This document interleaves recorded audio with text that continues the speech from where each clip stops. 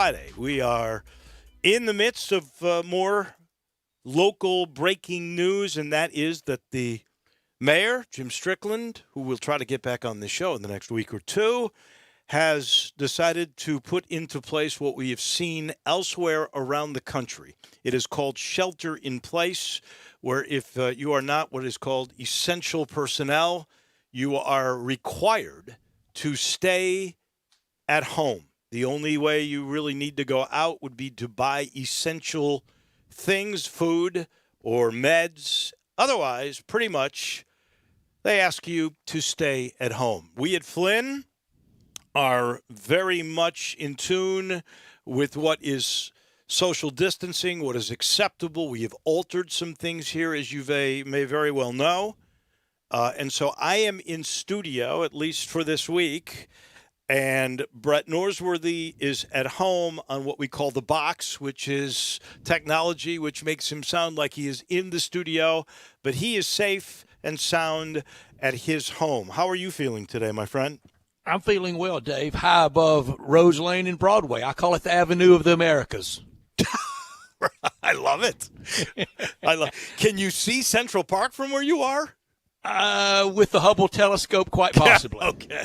You need the Hubble. Very good. But doing well, Dave. Seriously, I don't know if I've ever heard your voice, and I was more glad to hear it. And I hope we can bring some sense of normalcy, whatever that is, whatever that was, and calm and some news and some entertainment to you during these days. We're sure going to try.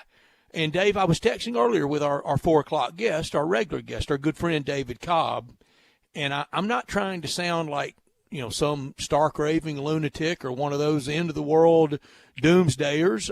I'm not at all, but we were talking about what we're going to see in sports over the next the rest of this calendar year, 2020, and really through a year from now, because I think we're really going to need a year to get all the way through what is traditionally known as, air quotes here, the flu season, to really get a handle on where we stand socially and health-wise and crowds-wise and things like that. It will relax, but I think we're going to need a year to get all the way through it. And the sports, I think the outdoor sports, golf and baseball, make more sense to kind of stumble back first before we're doing a whole lot inside in indoors and sitting real close to anyone. But who knows? We'll try to get a handle on it, and I'm glad to hear your voice, glad to hear Drew's voice, and I hope between now and 6 o'clock in the days and weeks ahead, we can try to have some semblance of fun. Please don't misunderstand when you hear a chuckle or a laugh or us having fun that we're not well aware, because we're all in this. We are the world. I mean, from Memphis to Madagascar, we're in this together. You sometimes have to laugh. The humor is one of the ways of coping, I believe, and hopefully we can do that just a little bit. I don't know if it's comforting at all or not, but I was sitting here and reading this morning, and then people were talking about how throughout history we have overcome these kinds of things. And, Sure. Memphis had the yellow fever thing, but it was odd to me because it was the first time that hockey had ever canceled any of their games. And believe it or not, it was 102 years ago the Stanley Cup got disrupted. Then it was the National Hockey League against the Pacific League. Montreal was taking on a team from Seattle, and it was the swine flu, or the whatever they called the flu, Spanish flu. It was the Spanish flu 102 years ago, which wiped out 600,000 people. Think about back then, 600,000 people. That's Memphis in the midst, the general area. And so we all overcame as a world. We overcame that particular epidemic, that pandemic, that plague, whatever you want to term it, that catastrophe. And we overcame it. And hopefully, and I'm sure that we will overcome this. I watched 60 Minutes last night, and I watched, boy, there are some smart people in this world. The man, and his name, forgive me because it escapes me at the moment, he is over the Reserve Federal Bank in Minnesota. He was very much involved in the 2008 recovery of our economy. He ran for a political office, I think, in the state of New York, did not win, but he is here's how smart he is. He was a rocket scientist who decided to get into economics and now is one of the top economists in the United States. And he made me feel like, the Federal Reserve's got plenty of money. We're going to be okay. We just have to get through this and be patient and be positive. And so I'm buying into whatever he has to say. Dave. I am too. And I thought it was, since you brought it up, I thought it was interesting last night. And I'm not saying anybody's right or wrong. It's your own decision. But we almost daily get a little bit of a on the text line or something about, how dare y'all still kind of whistling through all this with everything going on around you? We're trying to keep some normalcy. And last night, while the president was conducting the press room availability, the briefing, the briefing room availability. Thank you, Dave. The briefing room availability with his team. CBS, it's straight up 6 o'clock. By golly, they went to the money cow, 60 Minutes. NBC stayed with the briefing room. Fox stayed with the briefing room. And ABC went to America's Funniest Home Videos. Can I say this? ABC didn't even go to the briefing room. Did it not? If they did, they left it at 5:30 Central Time because they played their network news. Hey, okay. So that's okay. Yeah. But it's almost a little bit, and we feel this near and far, and I think it is. It is either a big-time national, international, worldwide pandemic of grave concern, or it's not. And I think it is. I think it's more the former rather than latter.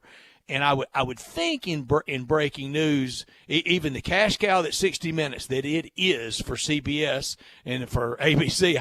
I didn't know they stayed with the local feed, never went to it. But again, it teaches on. That's their business, and it's our business as well. We're going to keep you up to date on all the announcements. Again, as I said last week when we had him on, spirit of full disclosure, we are friends. We have been friends for a while now. But I think Memphis is under great leadership in Mayor Jim Strickland. I couldn't echo your thoughts any more strongly. That is for sure. And I did mention, and I want to just go back for a second here and revisit exactly what the Mayor Strickland order is all about. And I am trying to get to it here.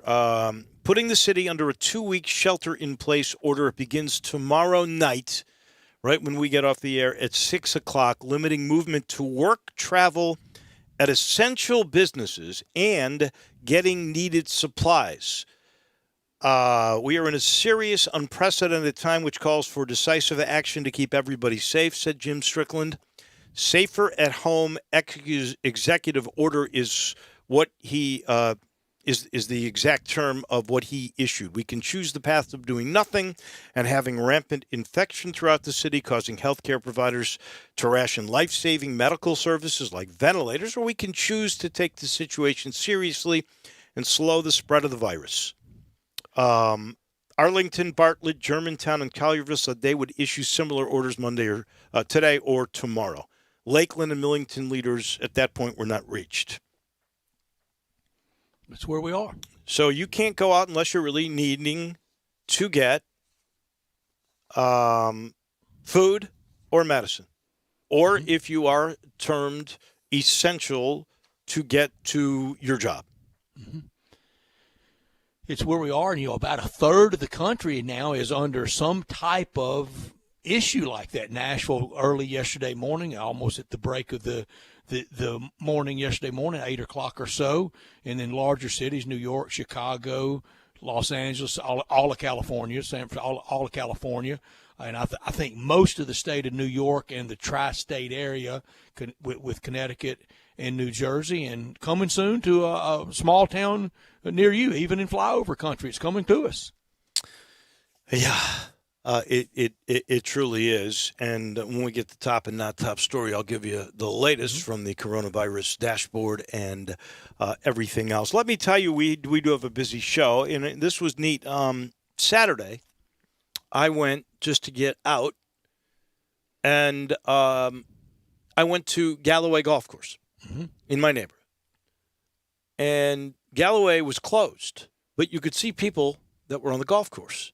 And the decision was made, and this is why we will speak at 3:30 with the head of City Golf, Mickey Barker. They made the decision because people need to get out and walk and have exercise, and that stuff's not closed, or at least it wasn't.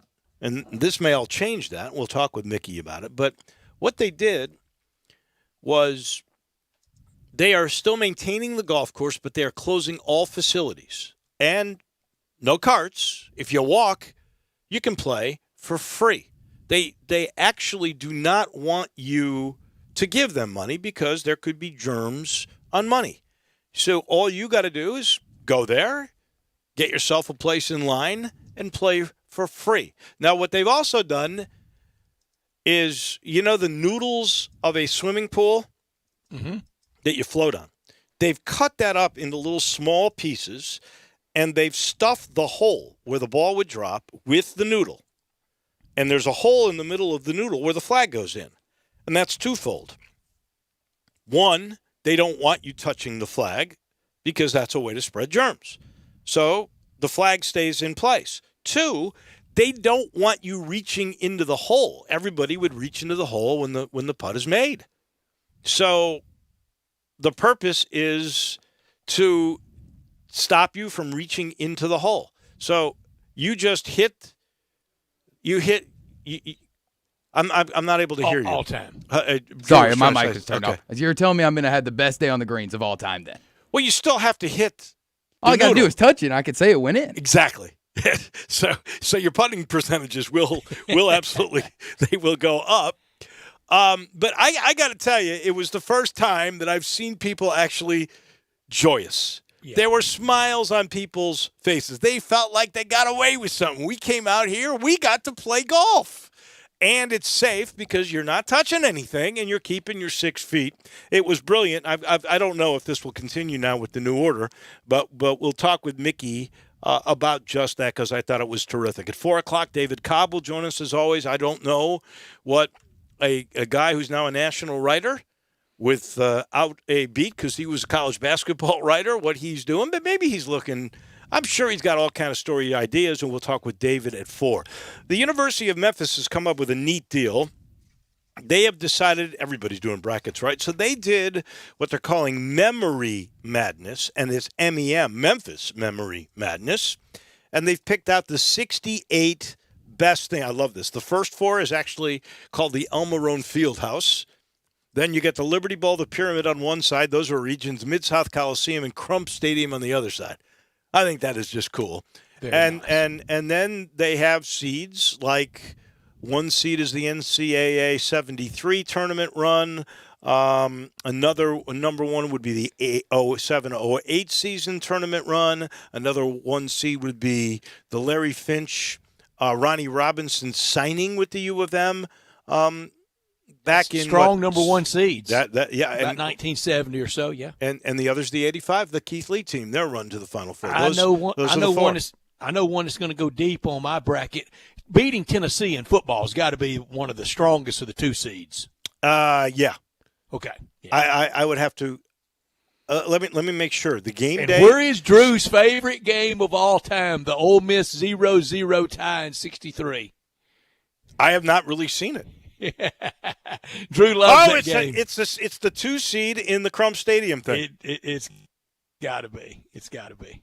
And then the big rematch the next year. Most people from Memphis, a lot of Ole Miss fans didn't get there because of the big car wreck, and the game was kind of out of hand by the time everybody got there. So here's the 2 seeds. Memphis winning last year's championship game. That's a 2 seed. Another 2 seed is that 0-0 tie. Another 2 seed is the game day selling out this past year. And the other 2 seed is Hardaway Signs. Where is the The UT. win over Tennessee is a 3 seed. 3 seed. Whoa, in the I don't Pyramid know. region. I don't know. I don't know. I'd have to either, have that Dave. up higher. That was someday, November 9, 1996. We will have Steve Macy with us at 4:30. Alan Bell from Nashville about 5.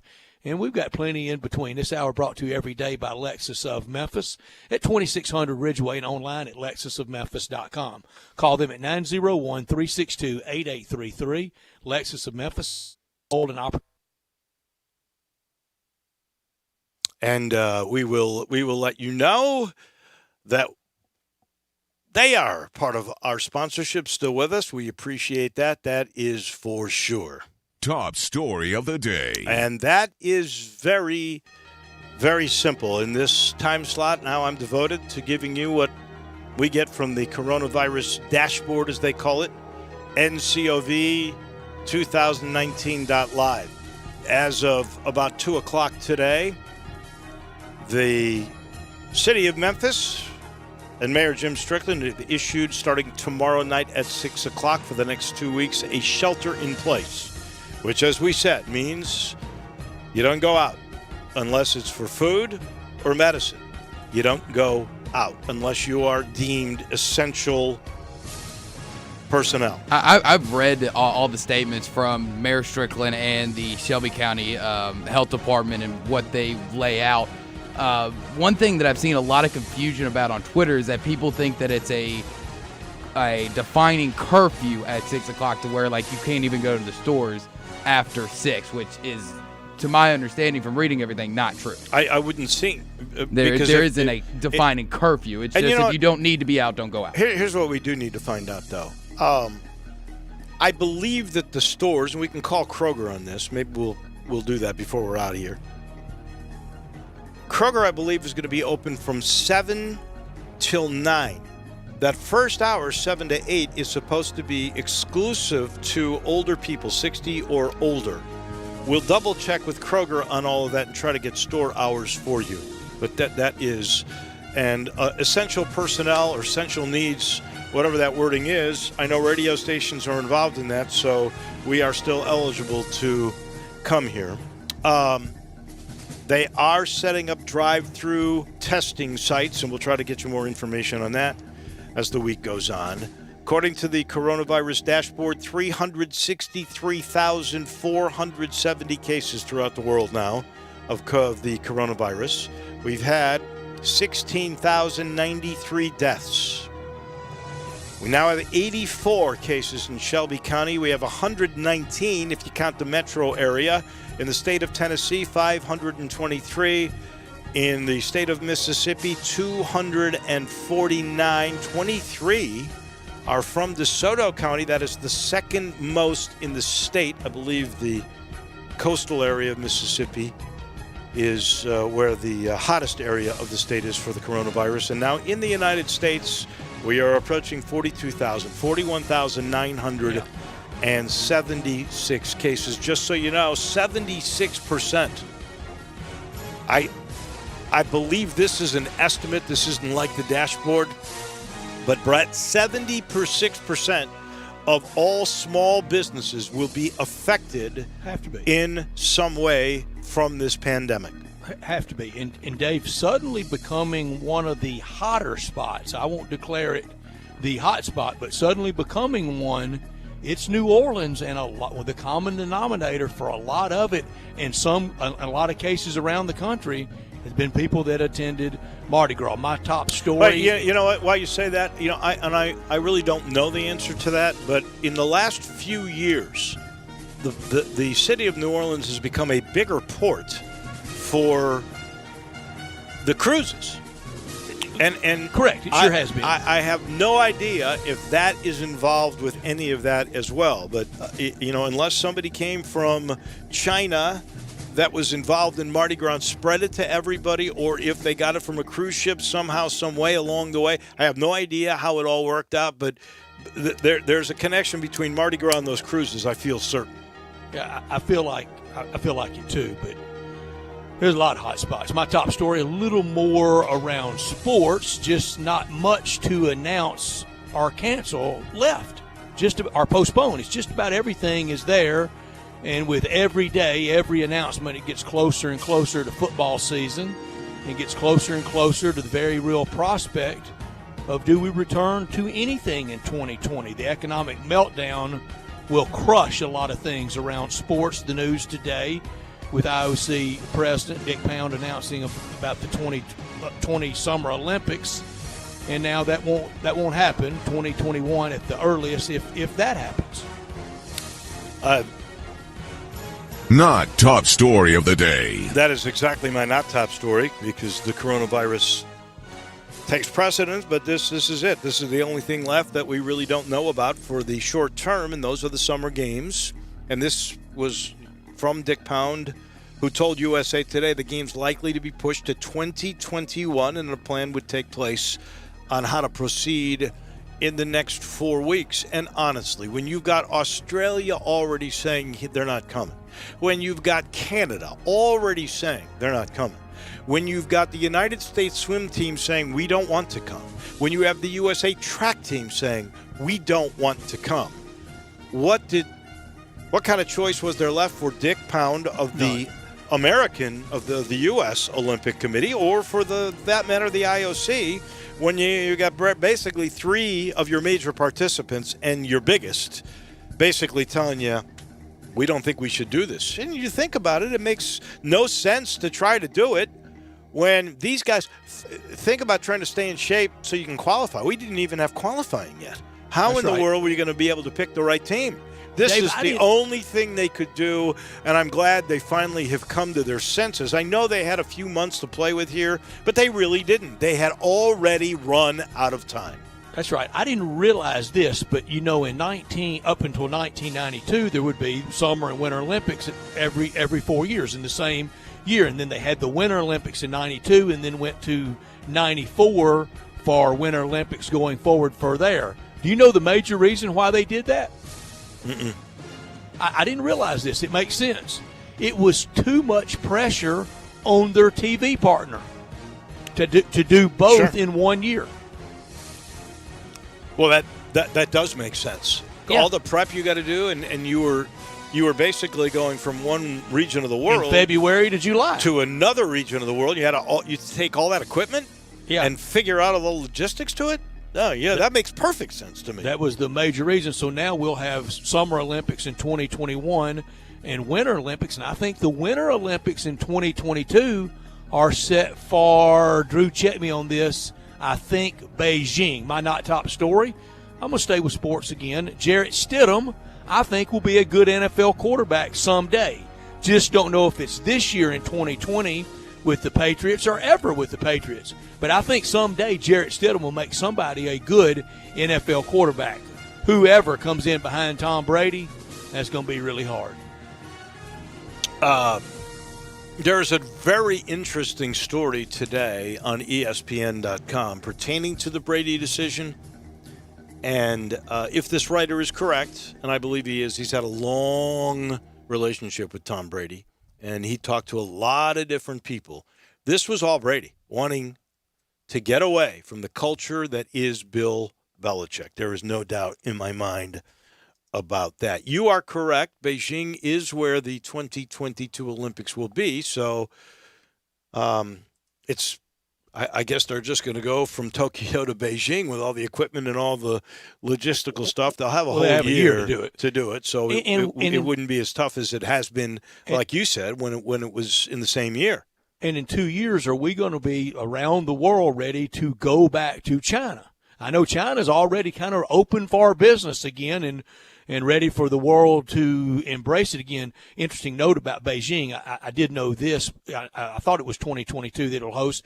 It will be the first place to ever have had hosted Summer and Winter Olympics.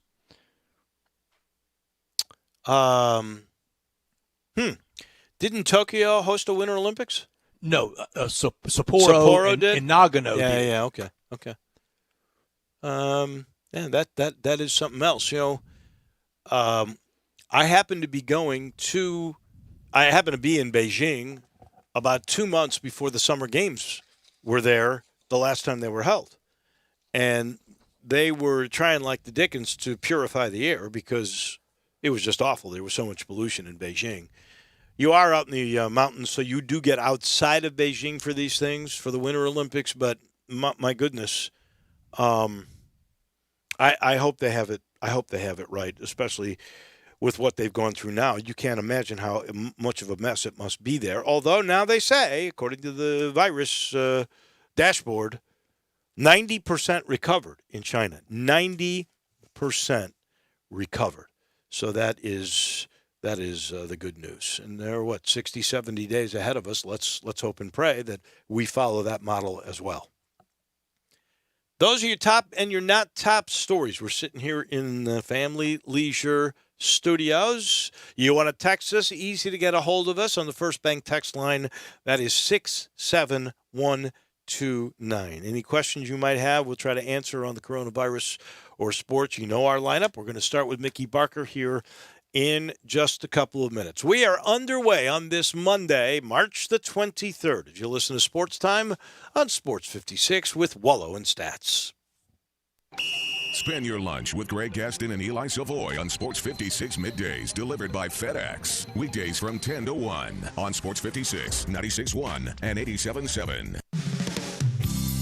DeSoto Auto Sales specializes in late model cars with low mileage. They have the highest standards in the car industry. All of their cars are test-driven, checked out from head to toe. Unlimited inventory, every make and model. And if it's not on the lot, they'll find it for you. Walk in the door of DeSoto Auto Sales, 5704 Goodman Road. Within 45 minutes, you can test your car, get credit approval, and finish paperwork within an hour. No shortcuts at DeSoto Auto Sales. Kind, courteous employees, a down-home environment. DeSoto Auto Sales cares about your time.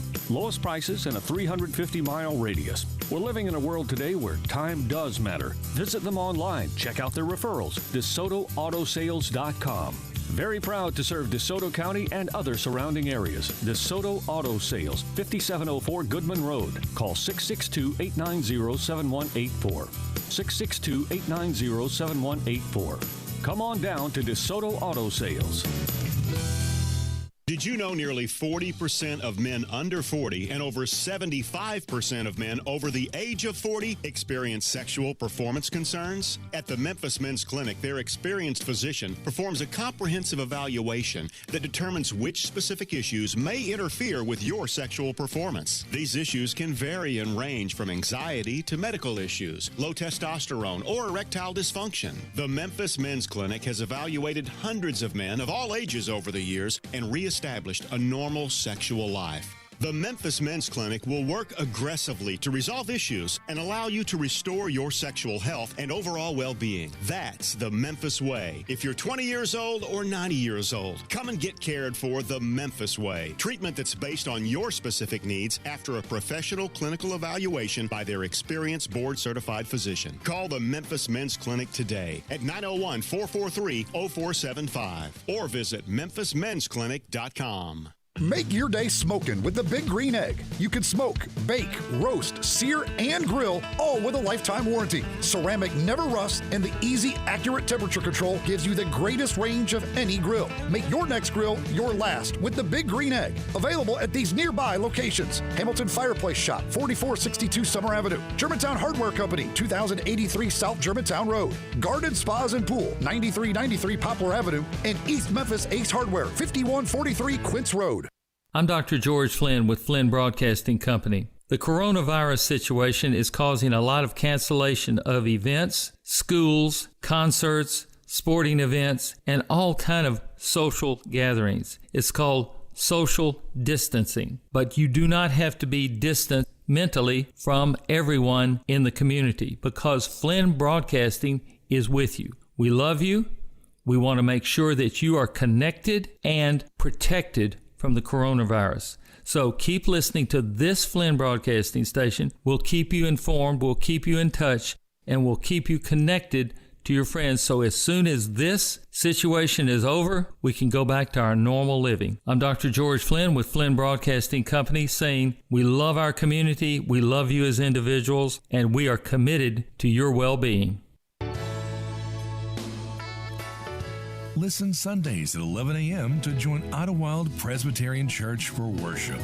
Idlewild is a PCUSA church located in Midtown Memphis.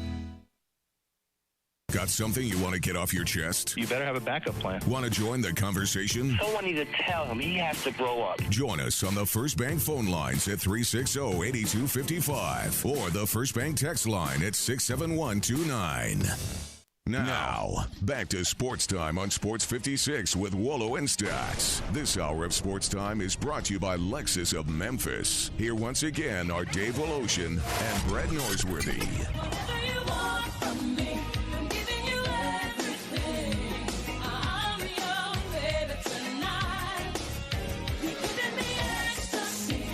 Welcome back in as we wind our way through our first hour on this Monday. Our friend Mickey Barker from Memphis Public Golf is going to join us here in a second. I'll let you know this portion of the show is brought to you by Conway Services, heating, cooling, plumbing, electric, and, of course, Free Brewery. What are you saying, Wolo? It's March. Of course I know it's March. But, John, you know how generous John is. He extended Free Brewery. So you can get, if you buy a Carrier air conditioning system, you get the 80% Carrier gas furnace free with that purchase. That's why it's Free Brewery. But there's more. John always does this. Every year in February, now all the way through March, he's doing this. You get the gas furnace for free, but you get an April air cleaner for free. A 10-year parts warranty thrown in. It's free. A free Nest thermostat. That's the latest and the greatest. And then 12 months interest free. You got it. Free Brewery now in March. All you got to do is make the call, 384-3511. That's Conway Services, heating, cooling, plumbing, electric, and Free Brewery. Mickey Barker, who is over all of the city golf courses, joins us now. And I told the story a little bit earlier about how cool I thought it was. Free golf for everybody. And I want to get into that and how you came to that agreement. But now that we have this shelter-in policy, does that take away the free golf, Mickey Barker? Well, yeah, actually, we didn't really have the free golf. We were just closed, and we weren't actually asking people to leave. So it was free golf in a way, but it actually wasn't officially that. But now with the shelter in place, we are asking everyone to stay away from the golf courses right now because there's just too much of a risk of being close to somebody, or we just don't want to put any of our citizens or our players at risk at all. So you basically now have decided to take the pins out, I guess would be the way to do it, after 6 o'clock tomorrow? Correct, yes. We will take all the flags down, and we will ask people to not go out on the golf course. We do have plenty of open spaces as far as parks go with walking trails and things like that, and so there is space available in the city to get out for fresh air and get some exercise, but we're asking it not to be on the golf course. Mickey, a public golf hardly could stand any more hits, and it's getting a big one, isn't it? This is going to be tough for the golf industry. We were there was a little bit of light at the end of the tunnel from this downturn, and courses were doing a little bit better. Not necessarily the city or municipal golf courses around the country. They're still doing okay, and they have a little bit of help from their municipality. But the privately owned courses, this is going to be a real hit for them. Before the decree came out today, was this something you were going to maintain the golf courses? Was this going to be a philosophy until we're really safe to be close to one another? We're continuing to maintain the courses. We feel like that we have too much invested in the greens and different things to not go ahead and maintain them as far as chemicals and mowing as the grass starts to turn greener, and we need to mow it to keep them in somewhat decent condition so that once we're able to get back out that we don't have very much downtime in starting back up. So our maintenance crews, which they are very limited anyway, 3 or 4 people at most courses, and they can keep their distance. So they are going to continue. And thank goodness for them, they have jobs and they'll have a paycheck coming in for themselves and their families. I wonder, this decree by the mayor, by Jim Strickland, is for 2 weeks. Could it be that 2 weeks from now you will go back to this philosophy where you will put the pins back in with the noodles and you'll be allowed to play golf if you walk? I mean, is that a possibility? Anything's on the table right now. We're the Parks Administration and the city administration. We're meeting daily via conference calls and go to meeting online meetings, and so we're doing that daily. And things are changing as we go. So as we get down 2 weeks further, we hope to be able to do more. But we'll just have to see where we stand at that point. How did you end up with this philosophy where the golf course was closed, but folks come on and play? Well, we never really said we were going to just people come out and play. We just weren't going to stop them. And so the word got around really quickly that, hey, the sun's shining, go play golf. Nobody's going to stop you. So we weren't overly concerned with it because everyone was walking. But now it's just better that with the decree that we stay away. Right, Mickey, I do believe that after this passes, we will, whenever it passes, we're going to have if anybody's got any money left, we're going to have an explosion to want to get outside and recreate. Absolutely, we feel like after this 2 weeks, we're going to be into April, and everybody's going to be wanting to get out on the golf courses and we hope to have them in really good shape by the time we do and give people places to play. I must say, though, I know it said closed when you went through the driveway at Galloway. I don't know what it said at Audubon or Fox Meadows or Pine Hill or any of those courses. But when you leave the pins in, Mickey, you're saying, come on and play. Well, that's true. I guess if the pins are still in, then there's the ability to go play. But when you have a closed sign there, most everyone should know that we are closed. All right, so you're just going to keep updating us and everything else. And at this point, things like down the road when you have your tournaments, and they're usually in the middle of summer or late summer, everything at this point, as far as city golf goes, is still on. Correct? We had nothing planned to start. Well, we did miss one tournament. We missed the St. Patrick's Day tournament at Overton, which was a two-man event that we looked like it was going to be great. We had over 80 players signed up to play the day before the tournament, and we ended up having to cancel more due to weather at that point than anything else. So it's been postponed. We'll probably bring it back sometime in the summer. We do have a lot more extensive tournament schedules set for this year. We will have individual championship tournaments at each of our 18-hole courses, with the exception of Davy Crockett. We'll have one at Galloway, at Audubon, Fox Meadows, and Pine Hill that will be open to anyone that wants to play. And then we'll also have our big Memphis Amateur Championship set for late July. So how many courses are now under the umbrella of city-owned public courses? We have 8. We have 5 18-hole courses, and we have 3 9-hole courses. And, of course, one of those 9 holes is the oldest golf course in the city, and that is Overton Park. And when you and I were able to do that marathon that we were doing for the Folds of Honor, I was pretty impressed with the shape that Overton Park was in. It was in actually the finest shape that I could remember in 15 or 20 years. How do you think your courses, and it probably helps to get a couple of weeks off here right in the middle of growing season when you can do all your seeding and all your fertilizing, but what kind of new things will we see this year at the golf courses when we are able to play? What's one of the new features that you'd like to talk about?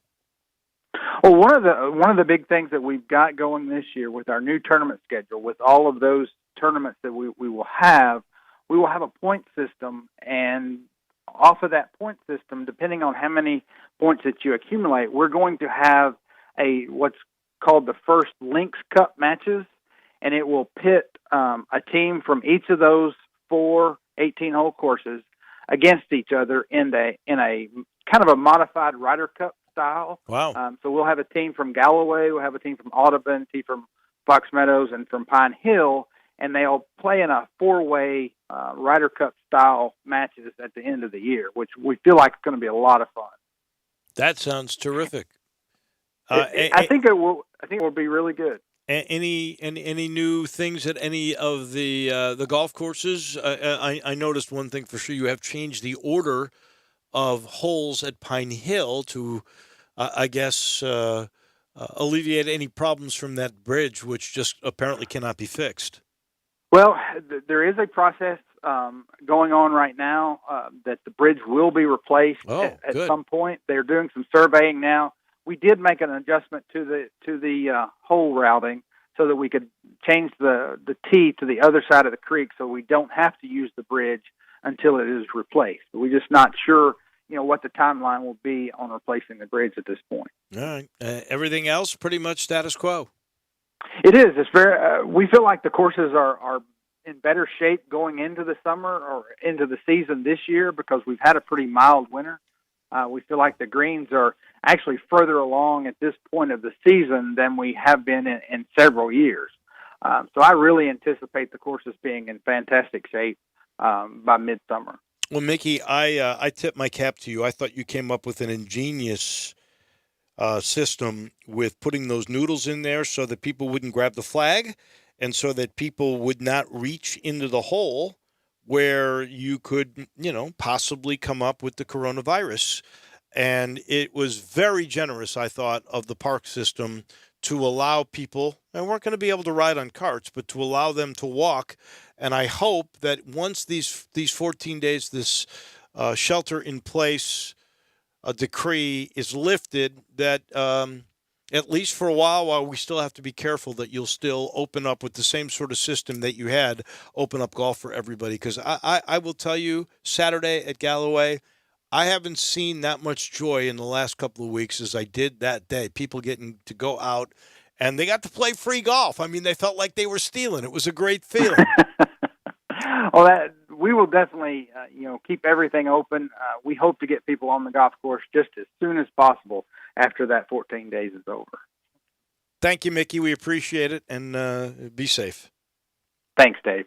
That is Mickey Barker over all of public golf. It is interesting to me, Brett. The last I looked, and this could end now too because of the Memphis decree, although it's in Cordova, but the last I looked, Colonial Country Club, famous Colonial, South Course, probably the most historic golf course in this city. They were still open. They were having people each take their own cart. So you weren't sharing a cart so you could keep the 6 feet. And what they were saying was, don't take the flag out. And if you're within a foot, it's a gimme putt. Now, you could knock the ball. I mean, if it was a long putt, I guess you'd go in the hole. But, nobody was thinking about picking up a golf ball out of the hole and getting it. And that is something that I think is ingenious by Mickey Barker and those people. But that was the ruling that they were going to use at Colonial. Yeah, Dave, going forward and everything, a lot of the old rules are out. A lot of the old norms are out. We're into a brand new world. Today's day 11, no sports because of COVID-19, and a lot's going to change. No doubt about it. Let us take a break. When we come back, I had a chore over the weekend. Of course, it's a labor of love. I voted for the Wooden Award. I'm going to go over the candidates with you, Mr. Norsworthy and Drew. I'm going to let you guys tell me where you would have gone, and then I'll let you know how I picked my team. That's next. Looking forward to it. That's next on Sports Time on Sports 56 with Wolo and Stats. Want to get your voice heard? Hit us up on the First Bank phone line or First Bank text line. It's time for the madness. March.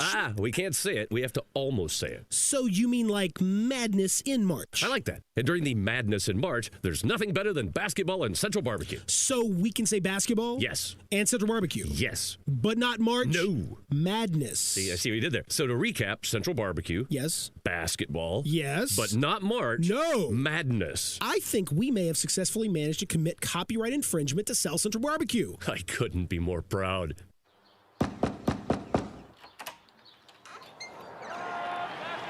Bases loaded here at the top of the ninth. And the pitch. And it's out of here! We deliver baseball caps, mitts, and everything you need to get ready for the game. But what you really get when FedEx knocks on your door is so much more. FedEx Delivery. Game day spirit. What we deliver by delivering.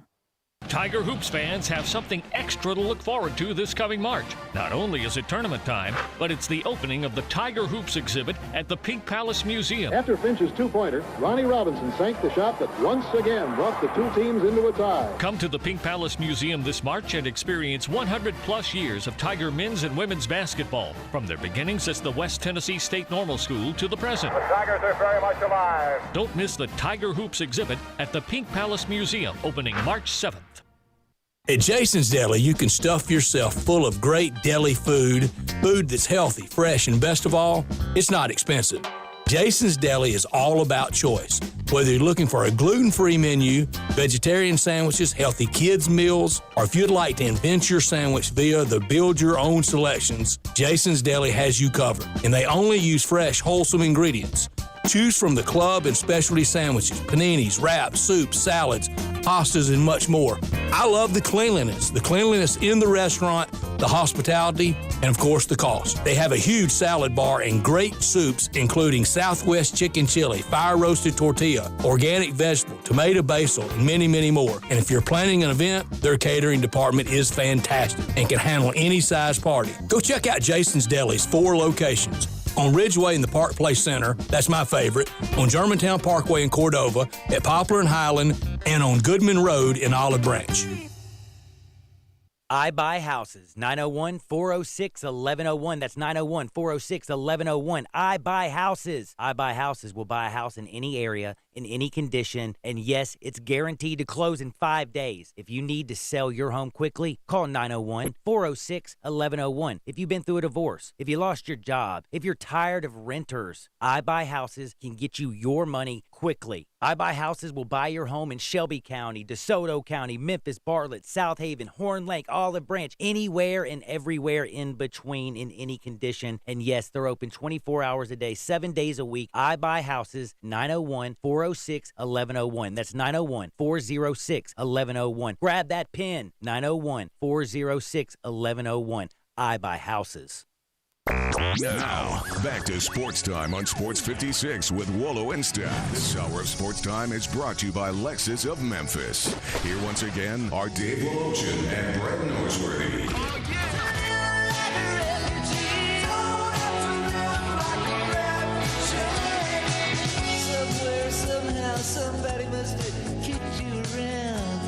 Welcome back in. Wolo and Stats with you.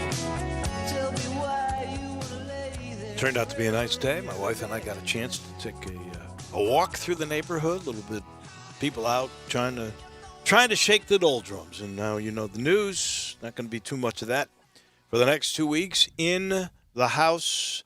It is the shelter-in-place decree that has come now from Mayor Jim Strickland starting tomorrow after 6 p.m.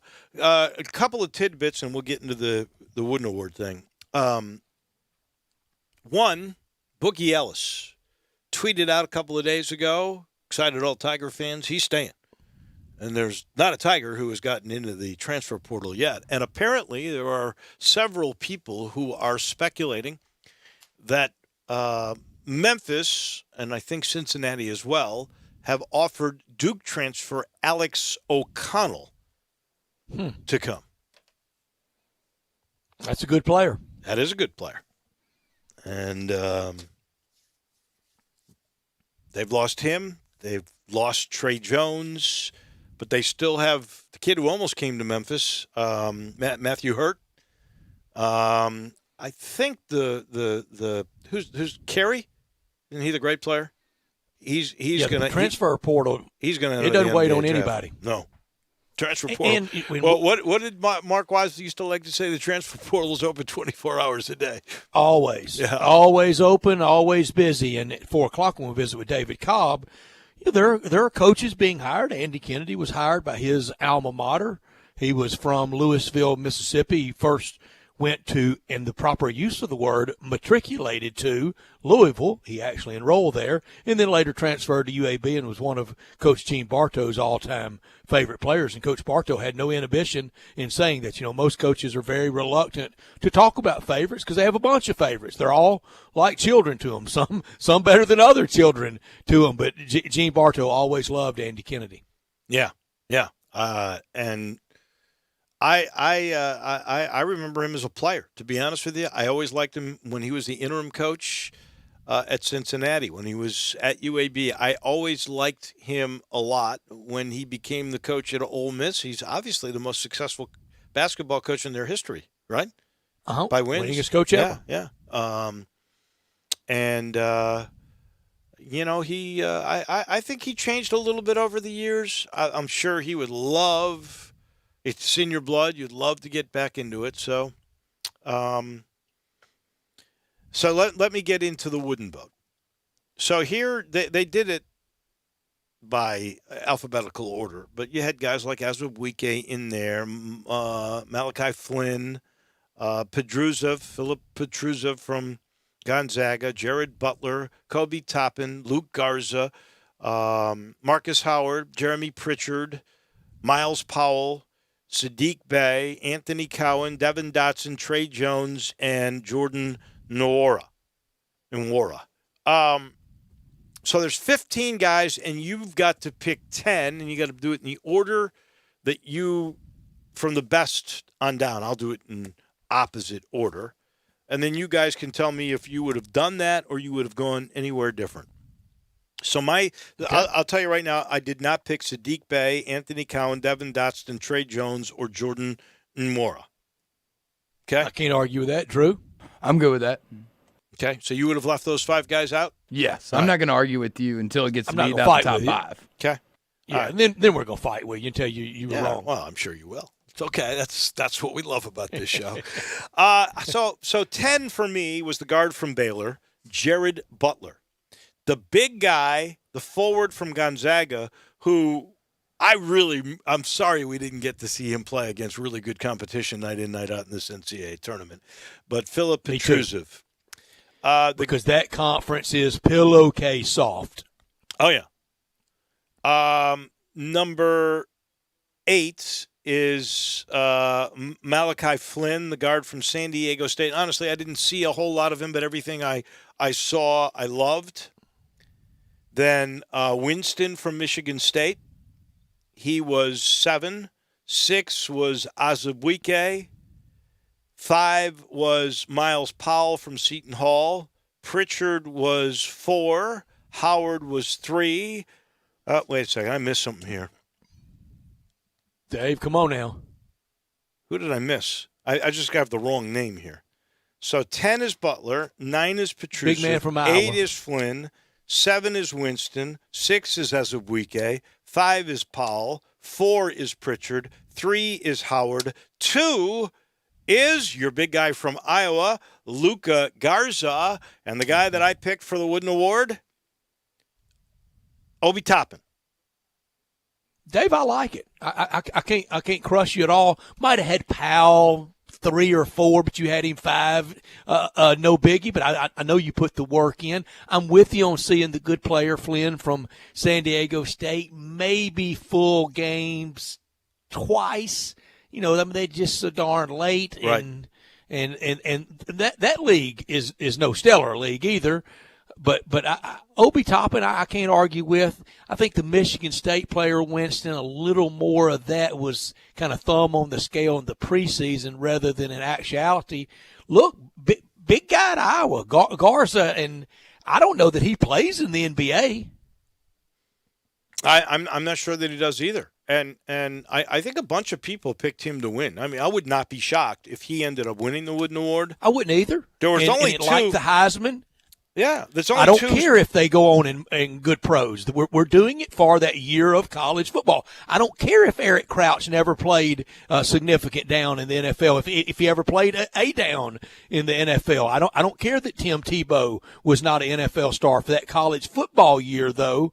And I could even argue the year Tebow won it that Darren McFadden should have. But anyway, for the big man for Garza at Iowa, if he wins it, so be it. It was for this year in college basketball, not future projection, future earnings playing in the NBA. I agree. There were only 2 centers on the whole list, and that's Garza and Azubike, because even Petrusev is a forward.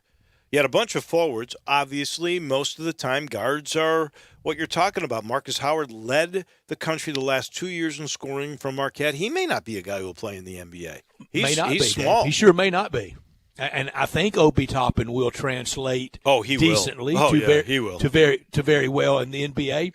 But look, both of us voted for Joe Burrow for the Heisman, and I think he will translate decently to very, very well. But if he doesn't, it wouldn't shock me, and it wouldn't make me regret my vote for the Heisman. No, it's because what you did as a collegiate player, exactly, not what you did as a two-time professional. Heisman Trophy winner Archie Griffin was not a significant NFL player. He was a good NFL player. That was it. That was all he was, and we even saw him in the USFL with the Jacksonville Bulls. Winston to me was I wasn't sure where to put him. Some of it was that hype, but also, Michigan State, although they started playing better at the end of the year, they were a team that was they lost a key player, and all they did was take Winston out of his game. I think it was really hard for him because they had lost so many good pieces, and maybe some of the other pieces weren't very good early, and you could just concentrate on denying Winston, and the team struggled. Yeah, Michigan State badly wanted the tournament because kind of within the season they wanted the what Virginia kind of had from year to year. They wanted that avenging the early part of the bad season and kind of their label. They wanted the tournament to fix that, and now we'll never know if they could have. This portion of the show brought to you by the Butcher Shop, and I'm pretty certain you can still take out at the Butcher Shop. We all know about Hamburger Friday. I talk about it all the time. I can't wait for that to come back, honestly. But everybody knows the Butcher Shop for their steaks. They've got unbelievable fish dishes. Fresh Atlantic salmon with dill sauce, pan-seared red snapper with sautéed shrimp and Cajun cream sauce, Canadian cold water lobster tails, crab stuffed shrimp, homemade lump crab cakes. I mean, whew, what great stuff. And I believe they are doing takeout. So call 757-4244, 901-757-4244. You can enjoy the steaks, but you got to think about the fish when you think about the Butcher Shop. Back in a minute. An hour in the books on this Monday of Sports Time on Sports 56 with Wolo and Stats.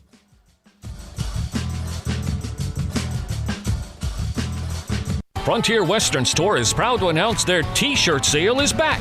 All regularly priced novelty T-shirts are buy one, get a second half price. Tons of new prints by Simply Southern, Girly Girl, and Puppy Love, as well as men's tees by Live Oak and Haybo, are included. Frontier's women's boutique is loaded with new styles and colors and current trends of tops, tunics, and dresses. And most are just $14.99, available small to 3X. While you're there, be sure to check out Frontier's world-famous boot showroom. Shop thousands of boots year-round that are in stock, ready to try on and take home. Shop at a local store with excellent service. With their extensive selection of dress and work boots, you are certain to find your next favorite pair. Frontier receives new styles and restocks daily from all the largest boot makers: Dan Post, Durango, Rocky, Ariat, and more. Available in men's, women's, or children's. Outfit the entire family. Frontier Western Store, 5880 Goodman Road in Olive Branch, and on the web at frontierwesternstore.com. Family owned and operated since 1967. Now, a tournament flashback. Last year, a very hot Auburn team hit the Sweet 16 as a 5 seed and ready to face the 1 seed North Carolina. Driving, kicks to Brown, left corner 3. He got it! There's your dagger with 2:12 left to go. It's a 16-point game. And a steal. Brown comes clear with it. Driving, jams it home. Bryce Brown and the Tigers won the game 97-80 to advance to the Elite Eight to face SEC rival Kentucky. From small updates to big projects, Lowe's has what you need and deals to help you save. Step up your flooring with 10% off Pergo laminate when you also purchase Pergo Gold underlayment. And see your home in a whole new light by shopping the latest decorative lighting styles. Don't want to install it yourself? No problem, because now you can get up to $70 off lighting installation. Whatever's on your to-do list today and every day, do it right for less. Start with Lowe's. Offers valid through 4/8 U.S. only. Farmers Insurance knows that there's a not-so-subtle difference between the sound of a car hitting your rear bumper and the sound of a clown car hitting your rear bumper. Whoa, whoa, whoa, whoa, whoa! Sorry about that. We call that a 3-ring fender bender, and we covered it. Talk to a farmer's agent. They know a thing or two because they've seen a thing or two. Call Chad Gatlin at 901-235-1176 or get a fast quote at memphisfarmers.com. We are farmers. Bum, bum, bum, bum, bum, bum. Underwritten by Farmers Truck Fire Insurance Exchanges and Affiliates. Products not available in every state. You already know you can listen to Sports 56, 96.1, and 87.7 anywhere with the Sports 56 app or at sports56whbq.com. But you can also keep up to date with everything going on by keeping up with Sports 56 on social media. Be sure to follow us on Twitter, Facebook, Instagram, YouTube, and Twitch for information on breaking news, chances to win prizes, and video of all the shows. Don't miss out on anything that's going on. Stay in touch with Sports 56, 96.1, and 87.7 on social media.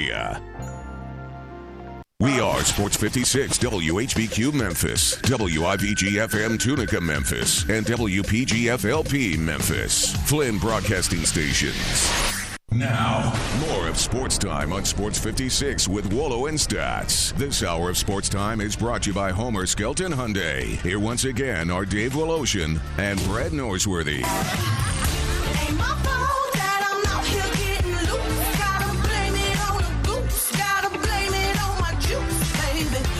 Welcome in hour number 2 of Sports Time on Sports 56 with Wolo and Stats on a day where Mayor Jim Strickland has officially said, starting tomorrow, 6 o'clock, we will do as others have done. The Bay Area has done this, shelter in place, where you're asked not to go out at all unless it is for essential needs, which would be food and medicine. Now, there are essential personnel, is what they are called. For instance, folks like Brett and I, we will be on the air with you. So we will continue our stuff. Brett is at home. I'm, at least for the moment, in the Flynn Broadcasting Center here in the Family Leisure Studios. But the mayor is serious about this, and we understand exactly why. And that is to keep everybody safe and to go along the path of, like the president said the other night, South Korea or Italy. Which one do you want to do? And they took it seriously in South Korea. They took the precautions. They did shelter in place. They did the quarantine. And the death rate is a fraction of what we see in Italy. And that, of course, is what we pray for here in Shelby County. And you look at the virus dashboard right now. In Italy, 63,000, almost 64,000 cases, almost 6,000 deaths. I mean, when you get to, I don't know what the percentage was to really shake you, but 10% is very, very real. We can run the numbers, and mostly worldwide, mostly here, mostly state by state, even Spain. The percentage is low, but I think it also proves this, Dave, and this is good. This is good for all humanity worldwide, global, near and far. And it shows it in wartime. We are not built, and we do not want to see one death. No, we do not want to see one. And we value human life. When you look and that's good. You look at Italy, all right, and you see 10%. Now, if I did my math correctly when I did this morning, it is under 0.4 hundredths of a percent. In other words, less than 0.5% of fatalities, and any one is too many, so I don't take that lightly. But when you're talking about less than 0.5% globally, and Italy is almost at 10%, something was very wrong there. Concentrated population didn't take the quarantine seriously enough. I've heard that speculation as well, that older people had, for all their lives, been heavy smokers in Italy, and that took a toll because there was respiratory issues with most of those that ended up passing. But we mourn their loss. We've got breaking news here that you will love. Peyton Manning has turned down. I'm sorry, you won't love it. Peyton Manning has turned down Monday Night Football. Alan Bell will comment about it at 5 with all of us. Mm-hmm. Peyton's turned them down. They've made a run at him a couple of times. What kind of when you say they made a run? What do you think they came with? Were they doing a Tony Romo like offer? I think they came with all guns blaring. Just from what I understand, I don't know it firsthand by any means. Just from what I understand, is he has very much enjoyed his life in the newness of things and his children, and really doesn't want to be tied down to kind of a real job for a while. He will go into Canton next summer, August of 2020. 21.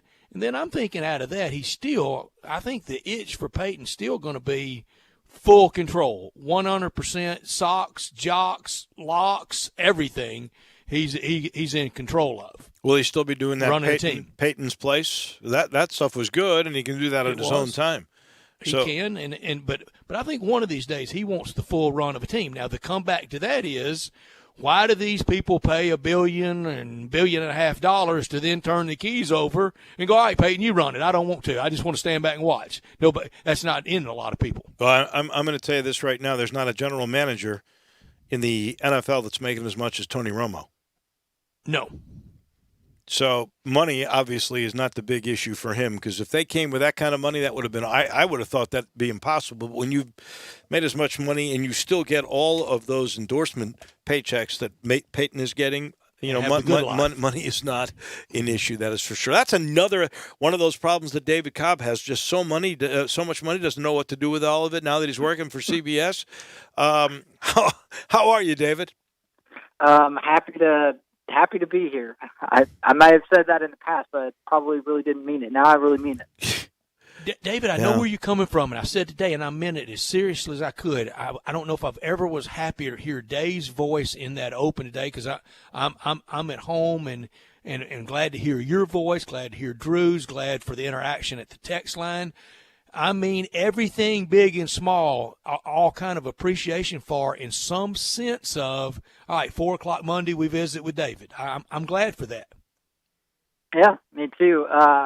Me too. At least there's something normal. Although I will say it is weird. Like, when like Drew calls me and then I'm waiting on you guys. Normally you guys kind of intro by beginning to debate whatever it is that's going on in sports. But I mean, you guys were more like doing public service announcements almost for that first 3 minutes, talking about Mayor Strickland's, new order and everything. Is just surreal that you guys are not just sports talk radio hosts now. You're literally, informing the public and keeping people updated and, it's just kind of strange, but yeah. You're right. No, we feel sort of a responsibility in that regard. Just so you know, tomorrow at 3:30, Ken Bennett from Streets Ministries will tell us about what's sort of going on in the street. And we had David Waters on to talk about faith a little bit earlier. We've had the mayor on. We've had Dr. Jane on. We'll repeat and try to get those guys back to give us updates when it is more timely. A little bit later this week, we are going to talk with a guy named Rob Ritchie, who is the owner of a company called Pro Resume. He helps, as part of Pro Resume, he's really like a job seeker. He helps people find jobs, and he's going to talk to us about that when this is over. Hopefully a lot of people will be getting back to work. Maybe some of them will be switching. We'll find out exactly what the easiest route for that is. So we will ingrain. We're still going to talk sports for most of the time, but we are going to try to be a little bit more responsible until this pandemic is over toward civic stuff and helping people out, public knowledge that needs to be updated on a regular basis. Because these are the public airwaves. They are. That we operate on. And frankly, this is a very fluid situation. It changes all the time. I had no idea when I was out walking, when I came back to my phone at 12:30 or 1 o'clock today, that the mayor was going to put us into this shelter-in-place decree. Which I have total faith in him, and I think he's right in doing that. But it changes all the time, and we try to keep everybody at least updated. Well, I've never been more glad to have 2 dogs. I mean, we moved downtown in November, and one of the biggest hassles, if you will, of that is, well, you can't just let them outside. If you live downtown in an apartment or wherever, you don't have a fence. But now I'm going to be glad to have a reason. I read in Asia where they ruled that it was a sanitary necessity for the dogs to be walked. So I'm happy I'll at least be able to do that.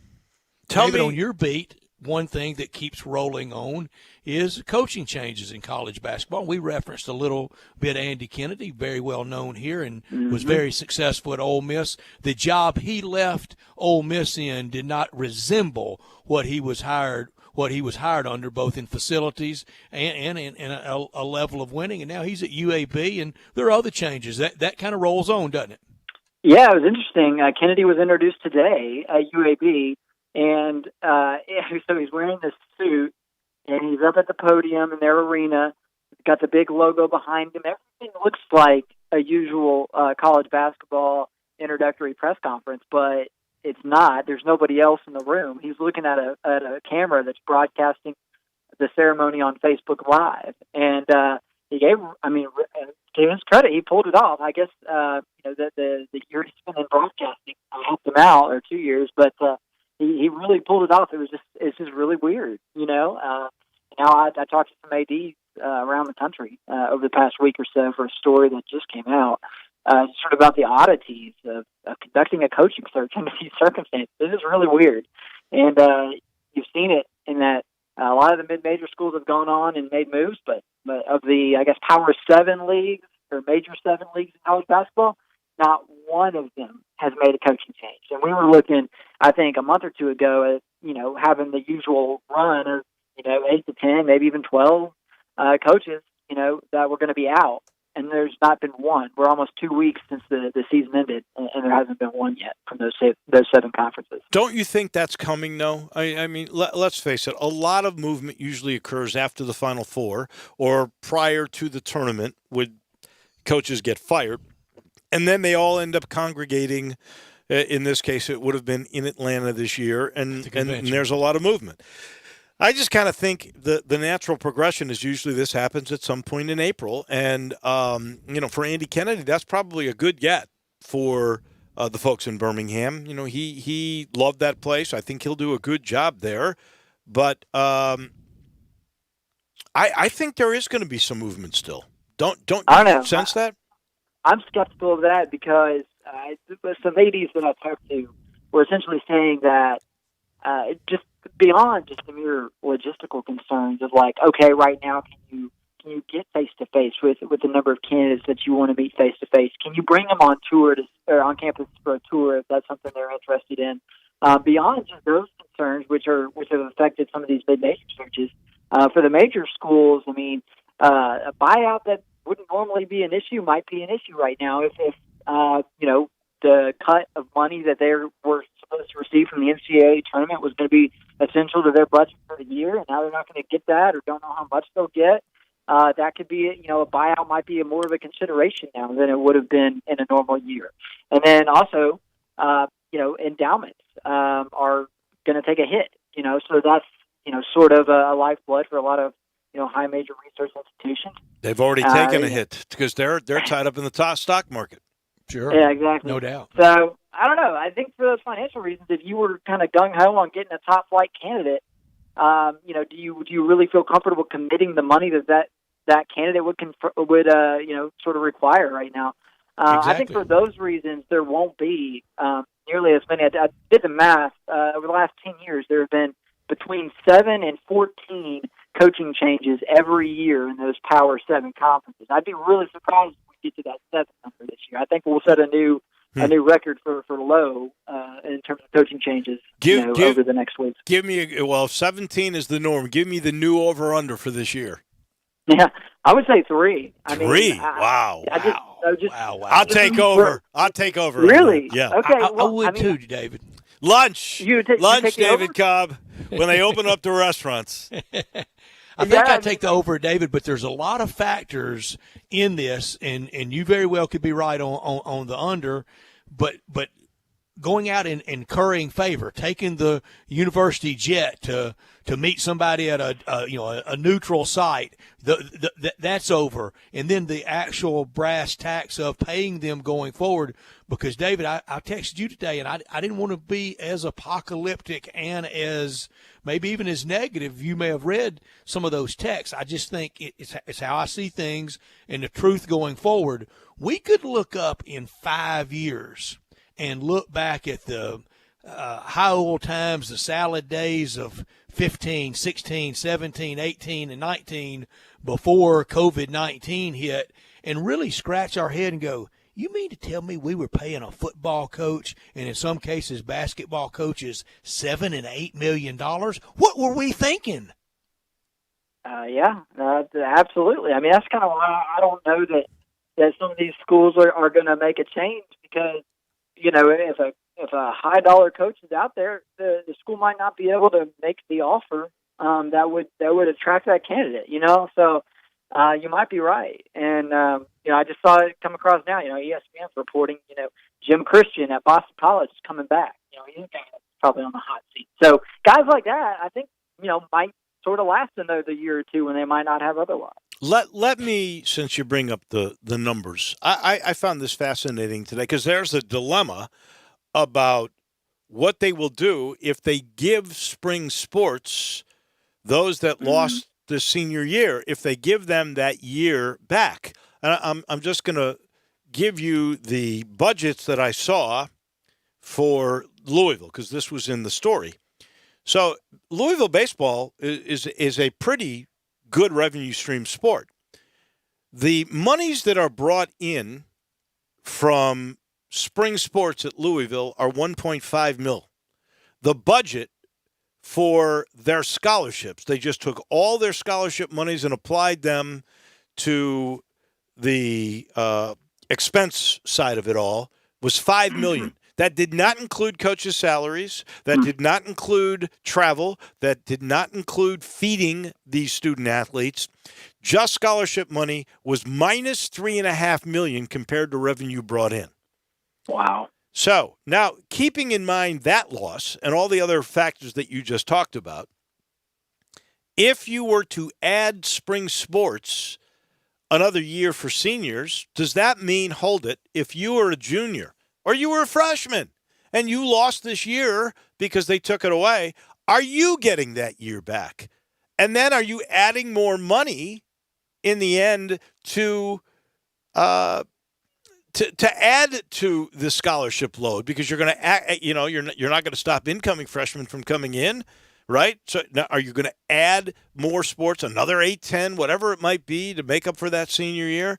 The money really gets hairy, and that's not even some people who have written in a strong way saying that basketball players should have all the winter spring sports because they didn't get to complete their championships should have another year back.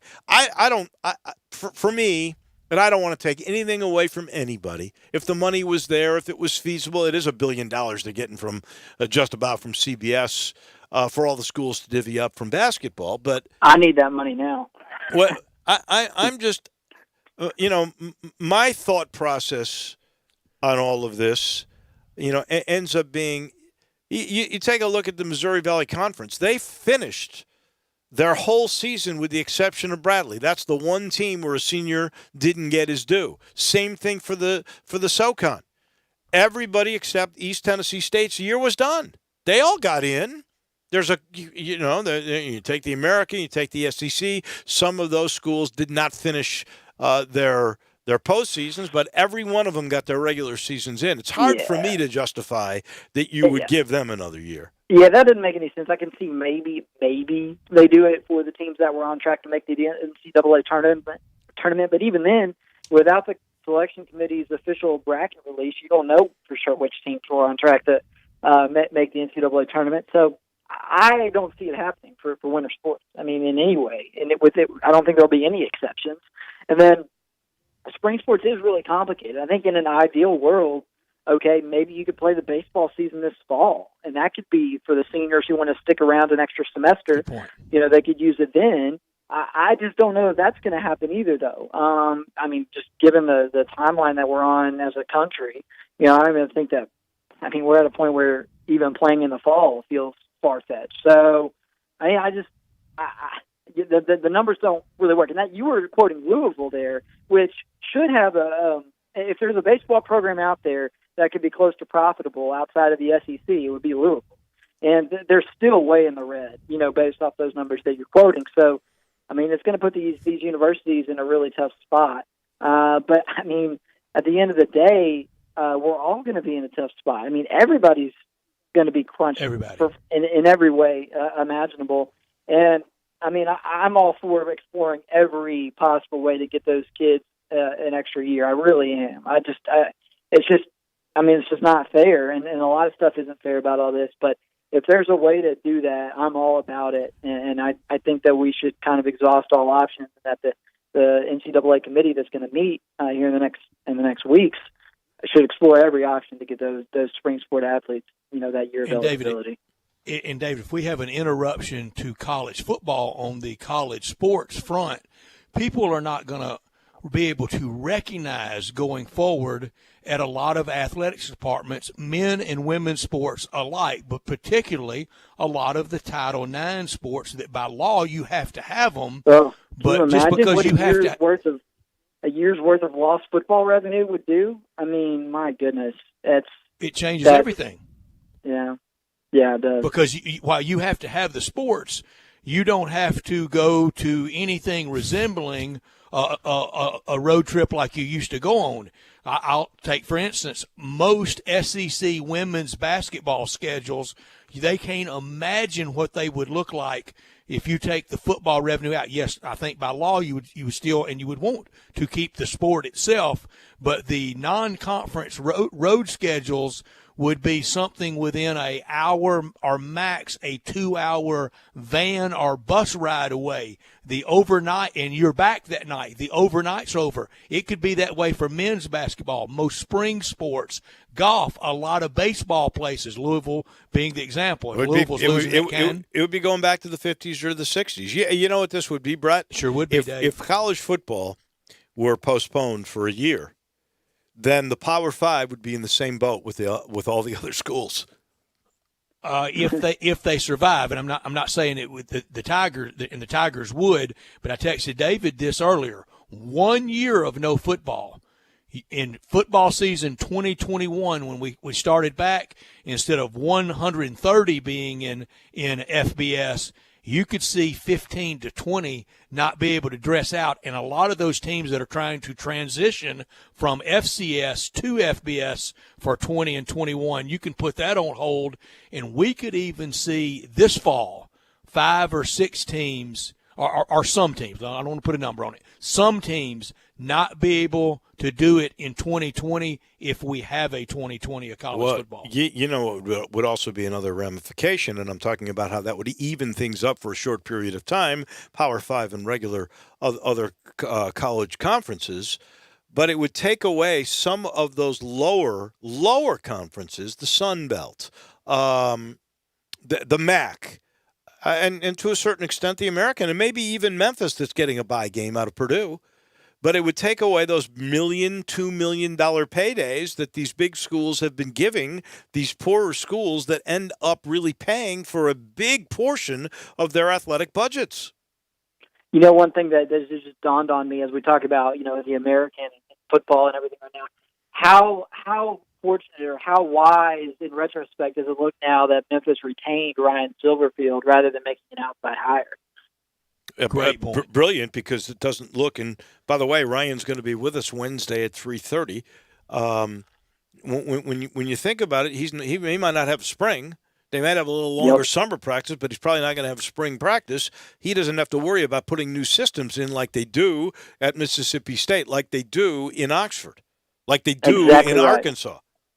Exactly, and assembling a roster. I mean, if they had made an outside hire, chances are there'd be some guys exploring transfers right now that those guys have decided to stay with the team because there's that continuity under Silverfield. And so he's not going to be tasked with trying to get to, know a totally new group of guys.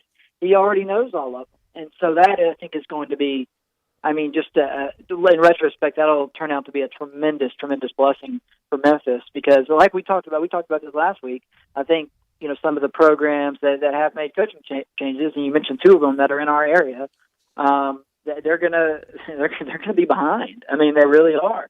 Last week we had kind of kicked around the possibility of getting a little bit of practice time over the summer, maybe, assuming that all of the spring football was canceled. But in a week, my feeling on the possibility of that possibility has kind of waned. I just don't even know if doing anything over the summer is really going to be practical. So I think it's. In retrospect, it's gonna be a tremendous blessing that Memphis stuck with that Silverfield. I'm looking, and I know that you did the coaching latest moves, the coaching changes tracker. What are you working on for this next week? Yeah, well, next up for me, I guess, aside from whatever is breaking this week, we'll be looking at top Sweet 16 games from history. We did first 4, first round, and second round, and now I've got to select best Sweet 16 games. And I know you guys are both walking encyclopedias, yes, so your submissions are welcome. Yes. Mateen Cleaves and Eduardo Nahara bamming into each other like two trucks, and it knocked both of them out, rendered them senseless, as Jack Eaton would say about studio wrestling. All right. I will add that to the list.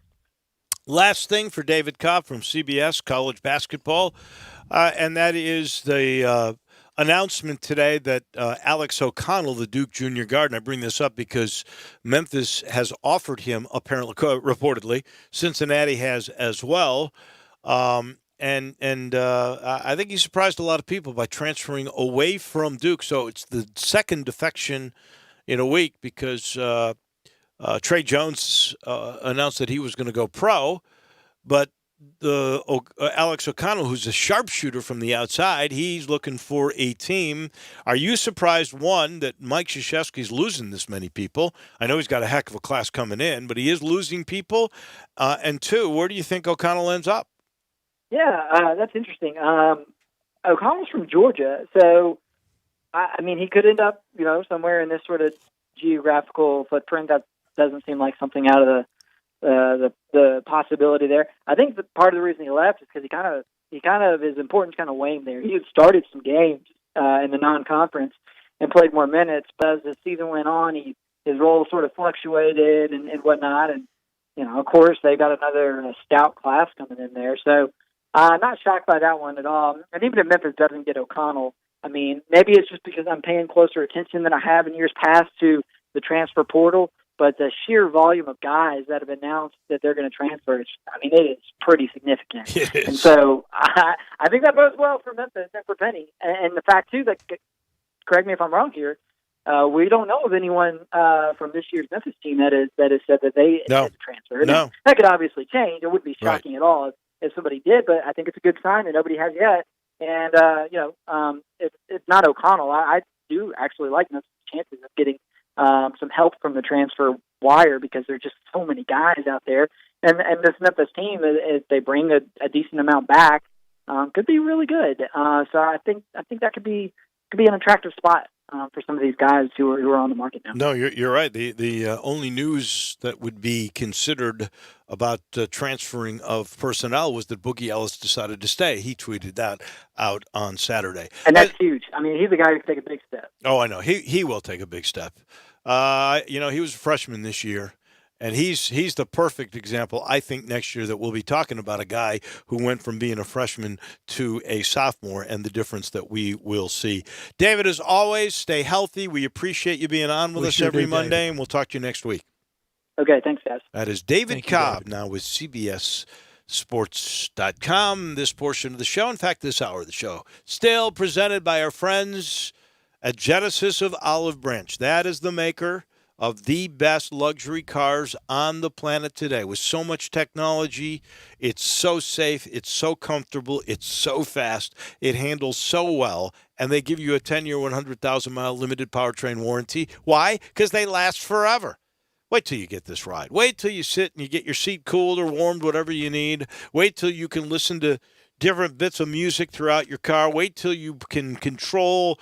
If you got somebody in the back seat wants it cool, it'll be cool while it's a little bit warmer for you in the front seat. It's just ingenuity. And the best place to buy a car, well, it's Genesis of Olive Branch. They keep getting better all the time and a lot of product on the lot. Please go see for yourself. I got that G90. They got a G80. That's a mid-sized car, a G70. That's a sports car with a back seat. It's a rocket ship, I promise.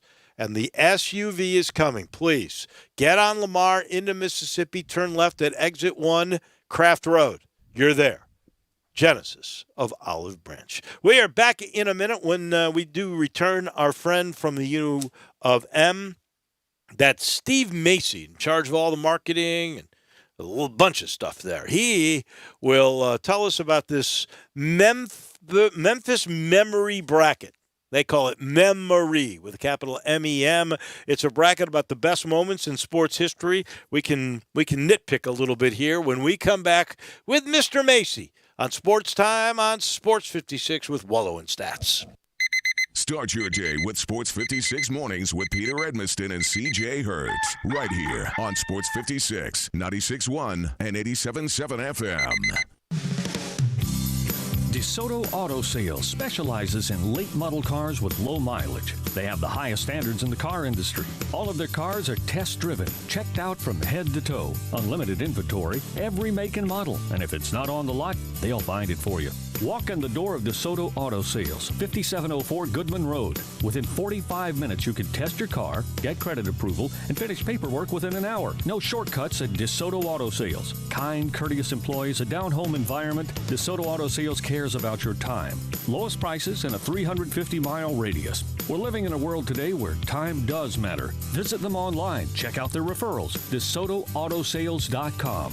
Very proud to serve DeSoto County and other surrounding areas. DeSoto Auto Sales, 5704 Goodman Road. Call 662-890-7184. 662-890-7184. Come on down to DeSoto Auto Sales. Hey, sports fans, you already know about the great steaks at the Butcher Shop Steakhouse, a Memphis tradition since 1981. They specialize in hand-cut aged beef right over that hickory charcoal. But did you know the Butcher Shop also has great seafood items, from fresh Atlantic salmon with dill sauce, pan-seared red snapper with sautéed shrimp and Cajun cream sauce, Canadian cold water lobster tails, crab stuffed shrimp, homemade lump crab cakes, and a whole lot more. Oh, and don't forget the Fresh Burger Fridays for only $8.95.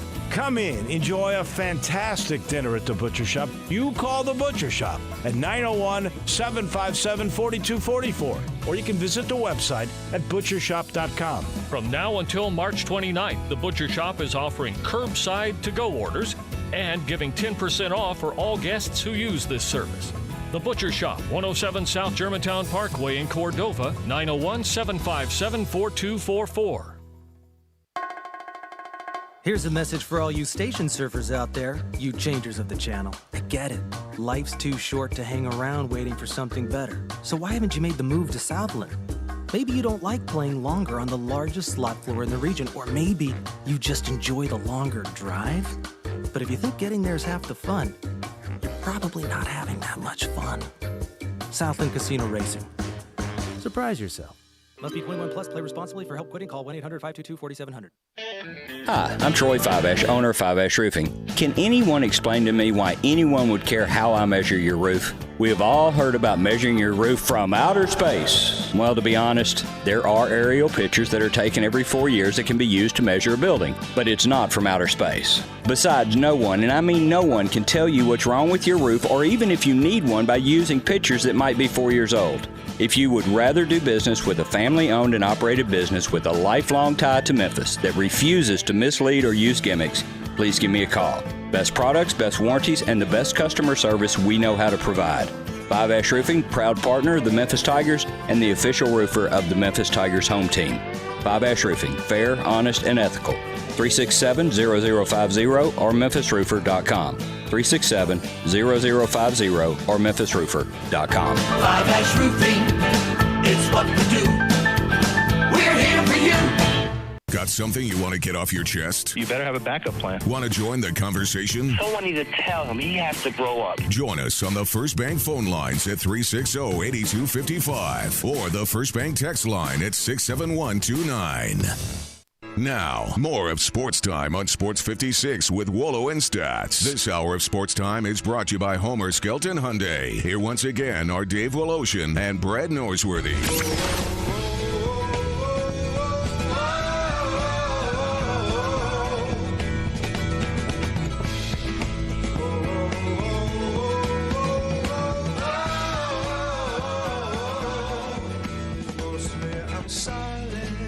Streets will be silent starting tomorrow after 6 o'clock, that's for sure.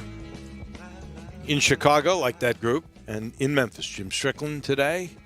With the decree, we will all practice what is called shelter in place. That is basically self-quarantining for 2 weeks Unless you are essential personnel, you will be asked, unless you are going out for food or for medicine, to please stay at home. So we look forward to that. Getting back to some semblance of normalcy. In the meantime, sometimes you've got to amuse yourself, right? Figure out ways to make things interesting, get a little bit of love. And the University of Memphis has done that. We bring in one of the fine athletic directors on the team, Steve Macy, who's over marketing and a bunch of stuff over at the U of M. Steve, thank you for joining us. You put on the website today a thing called 2020 Memory. It's Memphis Memory Madness. And you have 68 different events, and I love the way you set out the venues here. You got, for the first four, the El Marone Fieldhouse, then on one side, the Liberty Bowl again, the Pyramid, and the other side is Mid-South Coliseum and Crump Stadium. Real cute. Who came up with this thing? Well, I think this was, and first, this was a hard decision to make, and we're trying to, look at this balance of not trying to ignore what's going on, but also recognizing that in a lot of manners and ways, we are part of the entertainment world, and we're here to try to give some semblance of relief from the stresses of what's going on, but without ignoring it. And so it was we stayed pretty quiet on social media for a good week here, where we really didn't say much or say anything while we worked on some things here to what do we want our voice to look like? What types of things we want to do? And, one of the things we did is we posted the whole first half radio call of the 1973 championship game between Memphis State and UCLA. And I think that that was a nice little step. We just put it out there, said here's something to remember some great days by. And then we were developing this. It was a collaboration between a whole lot of people, from marketing on the university side, marketing on the athletic side, sports information staff, ranking these things, and trying to make sure that at least two events from every one of our sports was represented amongst the 68, and then ranking them from 1 to 68 and putting the brackets together, and the design team. And then we started talking to Todd Kaczynski and his group of Tiger Sports Properties, and they had a sponsor, iSpecialty Group, that wanted to be part of this, and they're actually going to put some dollars into it to boost the post so that even more people see them and give us a chance to, and give you guys something. We talked about this from hey, we've got a lot of our friends and people that are in this community that are doing sports, and they're starting to run out of things to talk about, or they need something to talk about. Let's do this just Monday through Friday, and don't use up any of the days on the weekend so that you guys have stuff to talk about too. Well, so all of those things, we're appreciative. all those things went into it. This is important stuff from a standpoint of how really being intentional about what we're saying and why we're doing it. I love it, Steve, and I love that our version, the Tigers version of Dayton, naturally at the Fieldhouse, at El Marone Fieldhouse. That's the play-in games at the Fieldhouse. That is our Dayton, yes. Well, I just can't believe 14 national pom-pom championships. That's a 16 seed. That's a tough team. I think that should be higher. I do. I can't believe the 1990. Well, wait, did you guys bring me on to argue about where? Yes, of course we did. Oh, 1996, the only win over Tennessee. Our friend Chris Powers makes that catch. That's a 3 seed? Are you kidding me? That's a nasty 3 seed, Steve. Well, the good thing is the fans get to vote it and get to prove, just how wrong this committee of folks was. Well, how right it was. I'm telling you, that's taking down the 2 seed. The 2 seed there is game day. Well, that's tough, but I think that 96 win is going to take down everything. And I know you didn't want to be totally heavy with anything. You said you wanted to have every sport represented. I understand that. And it makes it fun. But the first time for Coach Murphy and University of Memphis, then Memphis State, 1967 at the Liberty Bowl Stadium to beat Ole Miss with Nick Pappas' kickoff return, didn't even make the tournament. Sitting at home on Sunday, being the Seth Greenberg team, wondering how come we're not in the bracket. That went to the Memphis NIT. First 4 out. Yeah, first 4 out. I love it. That's right. That is great. You know what? Seriously, and I'm just giving you grief to give you grief, but I know. When you think about it, and you look at these, it really gives you a sense of just how historic and important Memphis's story, their athletic story, is to not just this region, but to national sports. Imagine us without when it. your seeds, 3 are runs to the Final Four, right? And you've got important things like the Finch and Robinson signing, which galvanized the city. It's historic in a lot of different ways. Those are your seeds, your top seeds. I mean, that's cool. It made history. And I think you guys just nailed it, Dave. And I think you probably just said it better than the rest of us probably have. I think this does give people a chance to go back and kind of puff their chest out and say, man, we've had some amazing times, some amazing runs, some amazing moments that impacted the whole city from an emotional standpoint. And I know that, even the things you guys were bringing up earlier about, hey, where's this one? How is this not ranked here? And that's kind of what we hope this will generate, is some opportunities for people to, maybe they didn't know, so they get educated about some of the great moments. And for those that have been here for a while, they get a chance to remember them. And I think that's kind of a fun part of this. Obviously, the voting is going to matter. And as these things progress further along, I think it'll create, some more of these conversations. But I think what you said in terms of getting a chance to see all these things and remembering them. And we were just talking about how cool of a moment the other day. It's not one, it's on here, but it's not one that maybe you think about, is that when Memphis beat La Tech in women's basketball, La Tech hadn't lost to an unranked team in like 15 years at the time. I mean, there's moments in here that are just remarkable. They really were. And do you know who was the star of that Louisiana Tech team was when Memphis and Mary Lou John's team beat them? I do not. Because I was there doing that game. And that was Kim Mulkey, who's the coach at Baylor, who's a Hall of Fame coach, who Louisiana...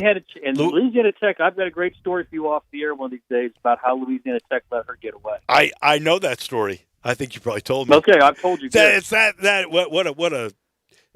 that school reeling back to mediocrity. They were the UConn of the day. They were. Louisiana Tech and Texas. Delta State. Texas, Louisiana Tech, and Delta State were the powerhouses of women's basketball for a long time. They sure were, Steve, and y'all know it well. And Steve, what we've hit on, what Dave hit on, I said it forever about Tigers football. It was not a program bereft of any history. The only thing it lacked was consistency, and now they have consistency year over year. A big-time winning program. But it had always had its good moments. It just couldn't string a lot of them together, decade over decade, and now it's doing it. Yeah, it does. And I think that's with any program, is that, that you can have some sustained success. But I think what just is my being able to read kind of how people felt about it, it was like, look, we know we can be good because we have been good. But it just had not been working for kind of an extended period of time, that people are starting to get frustrated. And I think that's, like I say all the time, I go, people being frustrated is awesome because it means they care. It's when they don't care, that's when you're in trouble, because that's, they start, used to hear that the opposite of love is not hate, it's apathy. Apathy is cruel. And if your fan base gets apathetic, that's way worse than being mad at you. You'd rather hear the passion on either side than hear nothing. And I think this is going to prove it again. There's going to be people that are mad about some of these events and where they're ranked in here, and then how the voting goes, and it'll be pointing fingers that young people don't know what was important, and it's going to be a lot of fun to just go through this process with the bracket. Well, to me, it's funny. You got a 4-seed winning at Florida football in 1988, and that was the X-Man's game. Mm-hmm. But the 5-seed, which they'll face each other, would be the New Orleans Bowl when Tommy West's team with D'Angelo Williams won the first bowl, and they hadn't been to a bowl in 32 years. To me, that's another one that'll be up there. But just seeing all these moments really gets me excited. Dave was there for them all, including the 1963 tie. No, I was not there for that. I was there for this other stuff, though. I do want to ask if you know anything. Like, give us your hunch. You're a pretty smart guy. What do you think will happen with spring practices? Do you think we will get spring football, or will that end up being an extended summer? And do you think that they will give the spring sports that year back? Because on paper, boy, that looks like a nice, wonderful gesture. But when you start to really examine the financial aspects of that all, and how can you give just the seniors? Does that mean a sophomore gets his sophomore year back? What do you think happens in that department? I won't hold you to anything either. No, it's okay. And I think, one of the things we've made pretty clear is that Laird's really going to be our spokesperson on a lot of this stuff, just because things have been changing really quickly. But I think the one thing that has been announced is that the NCAA's working hard on assuring those spring sports that they will get their year of eligibility back. And how that looks and exactly the details of how that will turn out is unknown at this time, but I would be absolutely shocked if that didn't happen. It's already been approved completely in Division II and Division III. The Division I folks are working through it.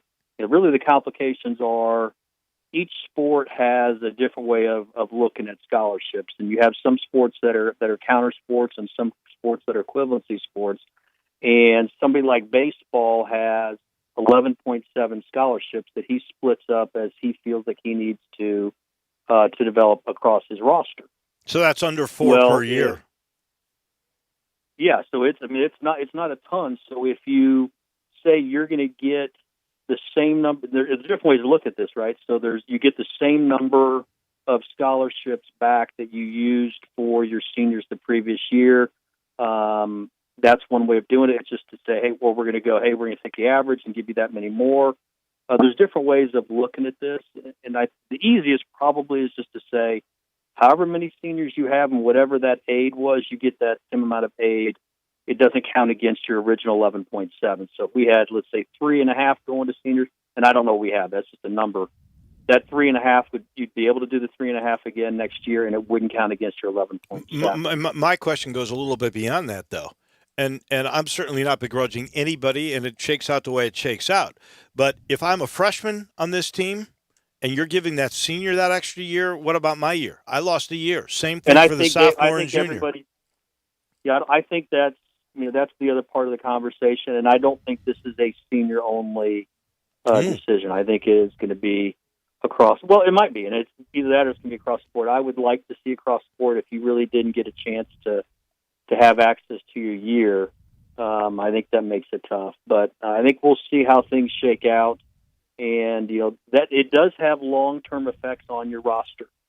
You've got seniors that are coming up out of high school, and if your freshmen are now still freshmen, what does that do to that next class coming in? So there's a lot of pieces that, bluntly, I don't know well enough to see all the pitfalls and downsides. But I think one of the neat things is throughout all of this is that the NCAA has come in and said, we're going to try to make this as easy as possible and put our student athletes first.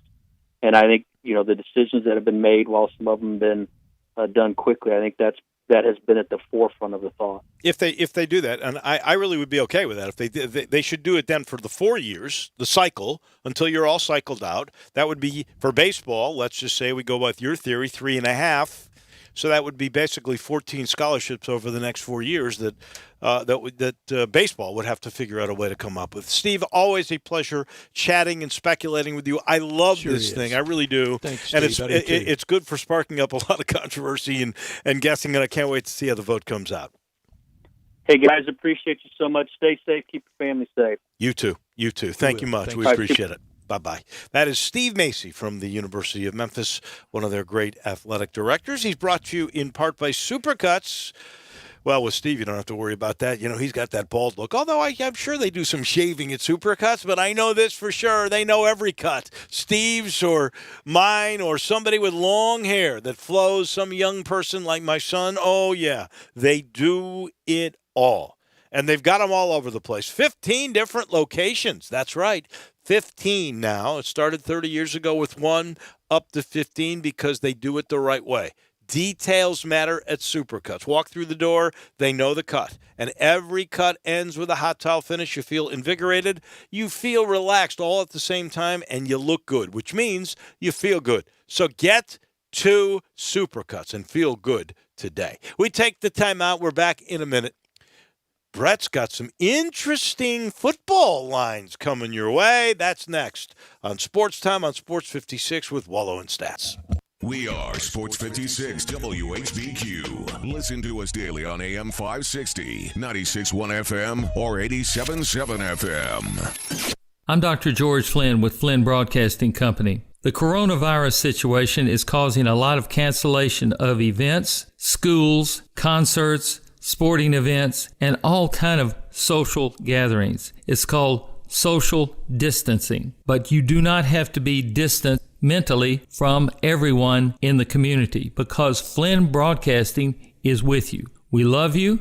We want to make sure that you are connected and protected from the coronavirus. So keep listening to this Flynn Broadcasting station. We'll keep you informed, we'll keep you in touch, and we'll keep you connected to your friends. So as soon as this situation is over, we can go back to our normal living. I'm Dr. George Flynn with Flynn Broadcasting Company saying we love our community, we love you as individuals, and we are committed to your well-being. I'm here with the great Pat Donahue from the Rendezvous Restaurant Shipping Department. Thanks, Brett. We've been shipping our ribs all over the country now for decades from our USDA-inspected shipping kitchen in the Pinch District. We hand-cook our ribs in pits that Mr. Charlie built over charcoal, just like they do at the restaurant. So what comes in a rib box? We could do pork shoulder, we could do ribs, our sauce, seasoning, baked beans, coleslaw. We'll even throw in Pancho's cheese dip with our nacho boxes. We also put a bag of Rendezvous seasoned popcorn, heating instructions, some chef hats, some wet naps, and some other helpful tips from our kitchen. We ship our ribs overnight, exclusively FedEx. And we put them in nice packaging. We don't ever want to use styrofoam, so we use corrugated cardboard, actually 2 boxes that fit nice together. So the ribs get to you, your loved ones, or your clients in a safe, wholesome manner. Rendezvous ribs are perfect for out-of-town clients, customers, loved ones. We also ship ribs for any occasion. Where do we order these great ribs? You can go to www.hogsfly.com or give us a call at 1-888-464-7359. Charlie Burgos' Rendezvous Restaurant in the alley since 1948. Welcome back to Sports View. Next topic. Is it really all about power? Makes me think of Progressive's Name Your Price tool. Gives you the power to find options based on your budget. Let's go to Chuck for an irrelevant analogy. Man, back in the day, people didn't ask how many oranges are in the crate. They just took the oranges. They didn't say, are there 6, 7, 12, 15, whatever. It was just oranges. You get me? We get you, Chuck. In a word, oranges. Give it to us straight with the Progressive Name Your Price tool. Progressive Casualty Insurance Company and Affiliates. Price and coverage match limited by state law. Now, more of Sports Time on Sports 56 with Wolo and Stats. This hour of Sports Time is brought to you by Homer Skelton Hyundai. Here once again are Dave Woloshin and Brad Norsworthy.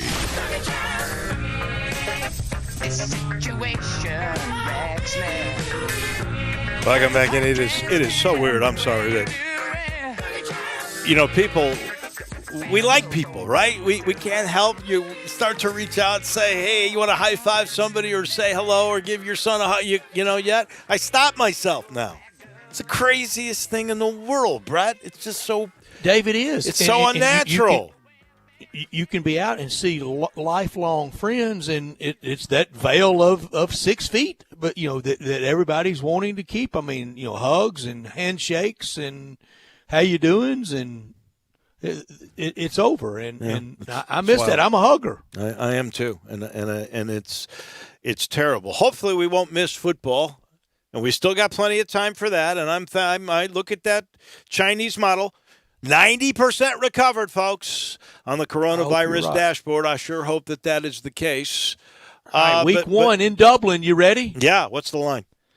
Notre Dame 13.5 over Navy. 13.5.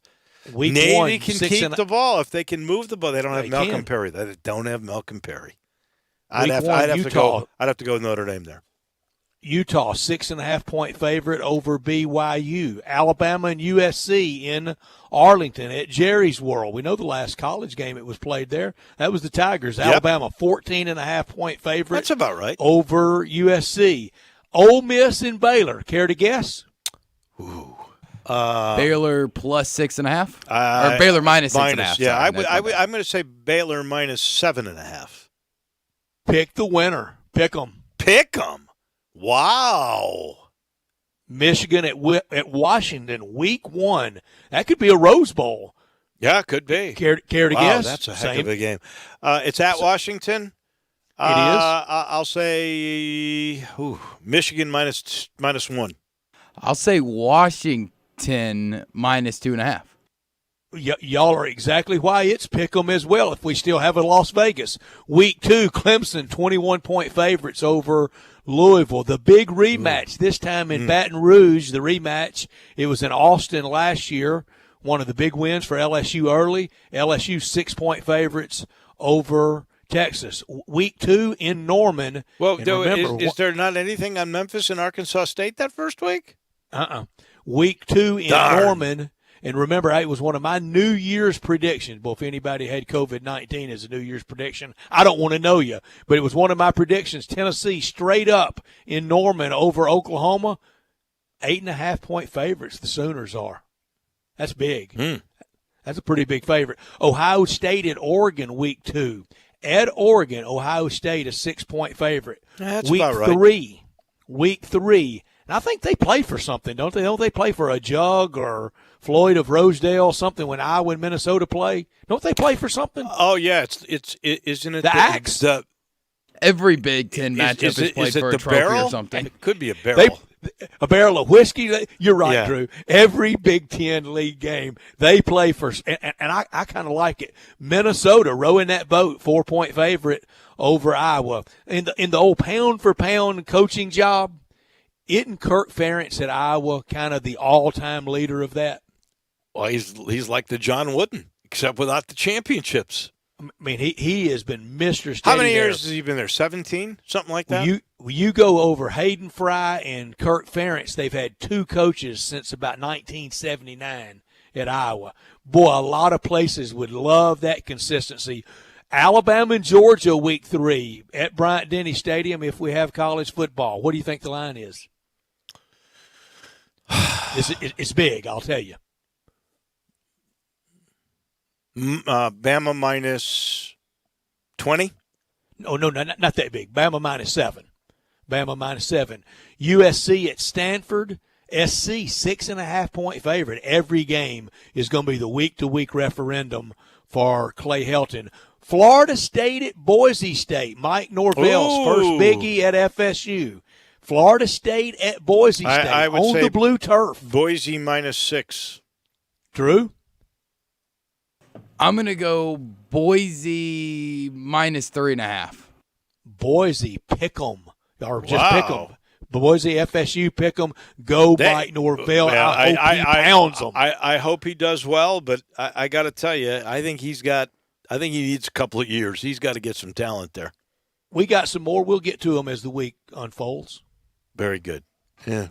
Hopefully there will be a season unfolding so we can really. Man, I'd love to bet on that. How about this? Ferentz has been the head coach at Iowa since 99, 21 years. I thought 17. 21 years. That is incredible. And with Shades, man, they go back to they do. 79, I think, and that's some continuity that some SEC places really should look at and think, we're kind of really more Iowa than we are Alabama.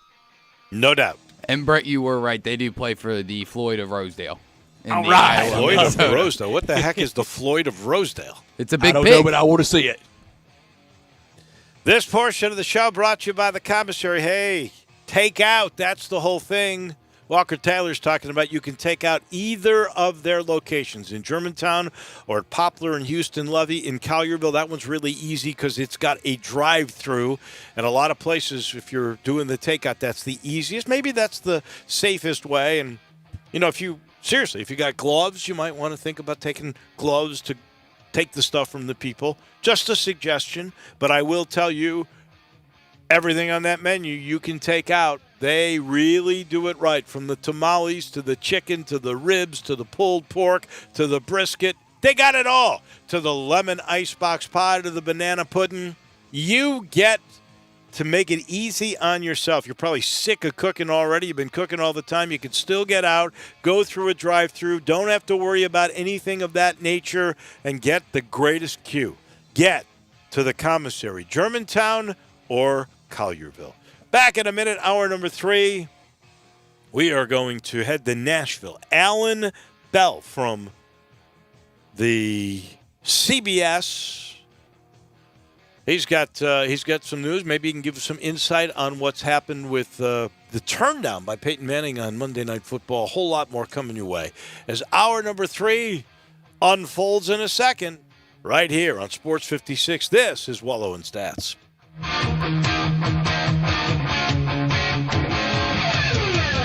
Mid-South Power Distributors is your source for all things diesel. Their newly renovated drive-in repair shop is open to the public. Whether it'll be your everyday driver, farm equipment, fleet vehicle, or heavy-duty truck, their ASE-certified technicians will get you back on the road. The on-site dyno is ready to run all the necessary diagnostic testing. From preventative maintenance to complete overhauls, Mid-South Power can handle it all. Stop in today at 3288 Mill Branch Road or call 901-396-0710 and online at mid-southpower.com. Stop waiting and start off-road living in a Can-Am today. The Spring Fever event is now on at Olive Branch Motorsports. Take on every task, trail, and terrain in a Can-Am off-road vehicle that will easily handle anything that comes your way. And for a limited time, get up to $2,500 off on select 2019 models, making it easier than ever to go out and play. Visit Olive Branch Motorsports now at 5656 Goodman Road or online at obmotorcycleatv.com. If you're going on vacation, making a college campus visit, or if business takes you out of town, there's just no better place to board your dog than Barks and Recreation, 965 Reddick Cove between Bud Davis Cadillac and the Blue Plate Cafe in East Memphis. Boarding, daycare, grooming, we have the best of everything at Barks. Indoor-outdoor kennels so your family member can go in and out as they please. Indoor and outdoor play areas. 4 walks a day, group play, and individual attention from the best staff in the Mid-South, which includes an overnight staff to ensure the safety and comfort of your pet 24 hours a day. All reasons to choose Barks and Recreation above all other boarding and daycare facilities. BarksDaycare.com or 509-0909. Check us out and make your reservations now at BarksDaycare.com. If your dog could speak, he'd say Barks.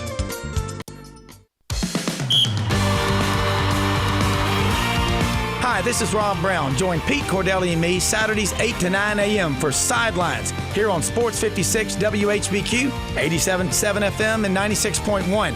We'll cover the Memphis Tigers, the SEC, and your favorite team. Give us a call. That's Sidelines, Saturday mornings 8 to 9 a.m. Sidelines is presented by Duncan Williams Asset Management. So get up and give us a call. We are Sports 56 WHBQ Memphis, WIVG-FM Tunica Memphis, and WPG-FLP Memphis, Flynn Broadcasting Stations. Welcome back to Sportstime on Sports 56 with Wolo and Stats. This hour of Sportstime is brought to you by DeSoto Auto Sales. Here once again are Dave Woloshin and Brett Norsworthy. Final hour on this Monday afternoon. March the 23rd, 2020, day 11, no sports because of COVID-19 in the world that we live in. It's brought to you every day by DeSoto Auto Sales. They specialize in late model cars with low mileage at DeSoto Auto Sales, very high standards. All the cars test driven, checked out head to toe at DeSoto Auto Sales. Bumper to bumper with an unlimited inventory. Every make, every model. If it's not on the lot, they will go out and find it for you at DeSoto Auto Sales at 5704 Goodman Road. Go online and check out the referrals at DeSotoAutosales.com. Very proud to serve DeSoto County and the surrounding area. 662-890-7184. Kind, courteous employees treated like family. Laid-back atmosphere, no high-pressure sales at DeSoto Auto Sales. But they do want you to enjoy the ultimate car experience. They know we're living in a world today.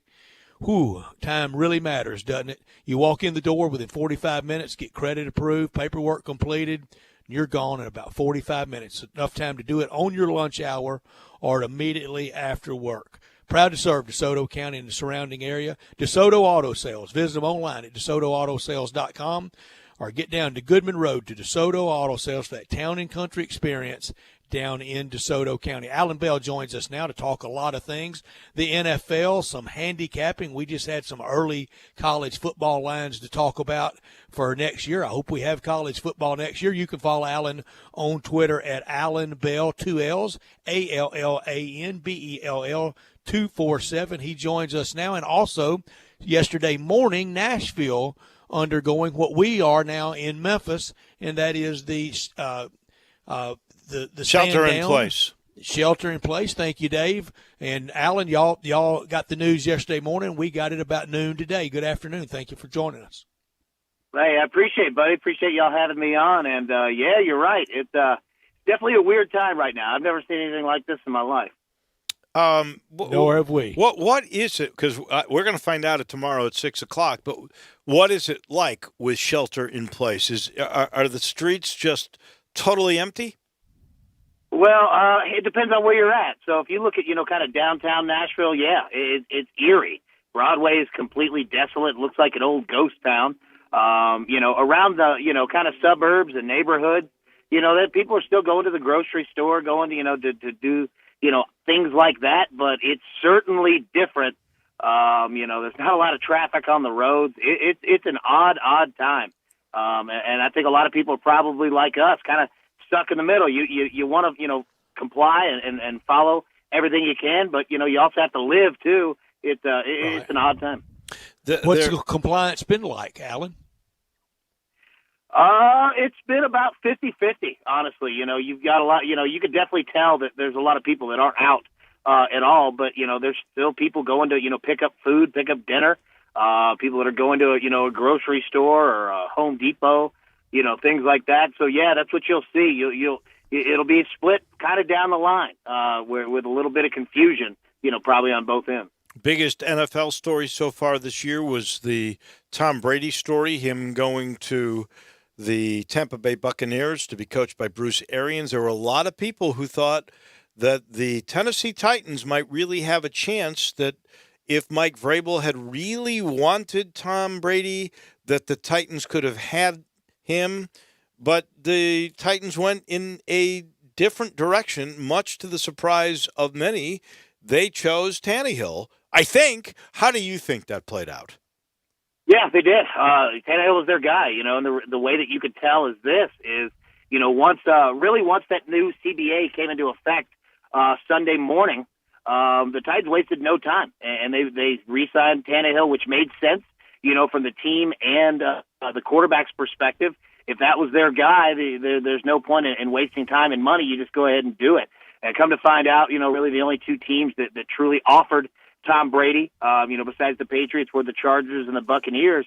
And obviously the Buccaneers got his services. And, I read from Rick Stroud, one of the great reporters down in Tampa.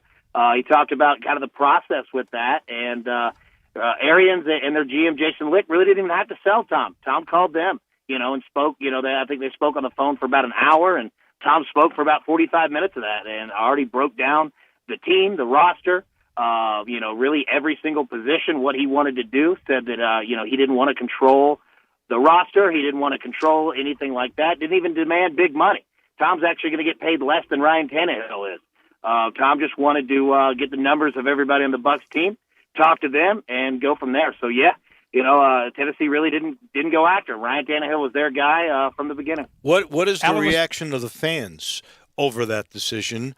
Because you could have gotten maybe 2 really good years, maybe Super Bowl years if you go with Tom Brady, or are fans going, Tannehill's younger and he's going to be our guy for a while. Jersey sales.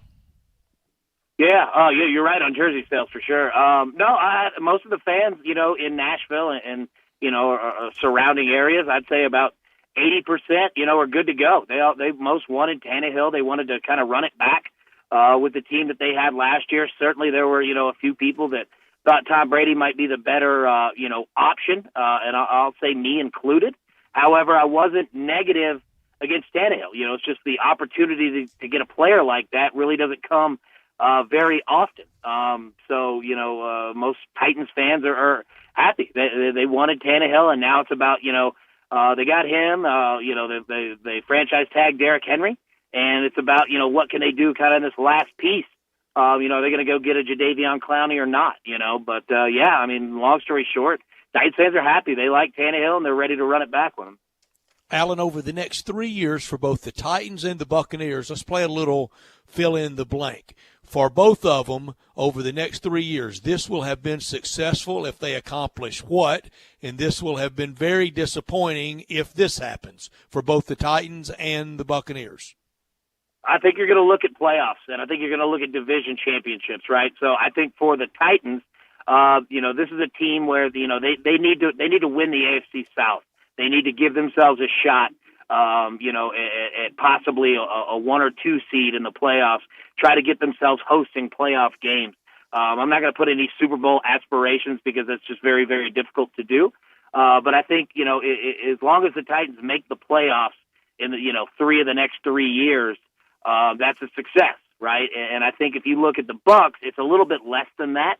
They don't necessarily have to win the division, but, you're talking about a team that, hasn't been to the playoffs in a long time. And if Tom and the rest of the roster, Bruce Arians, the head coach, can get the Bucs as a competitor, in the playoffs, I think, that will be a success for Tampa. I don't think that they're putting, any Super Bowl goals per se, on his shoulders. They just want to see a competitive team that gets better.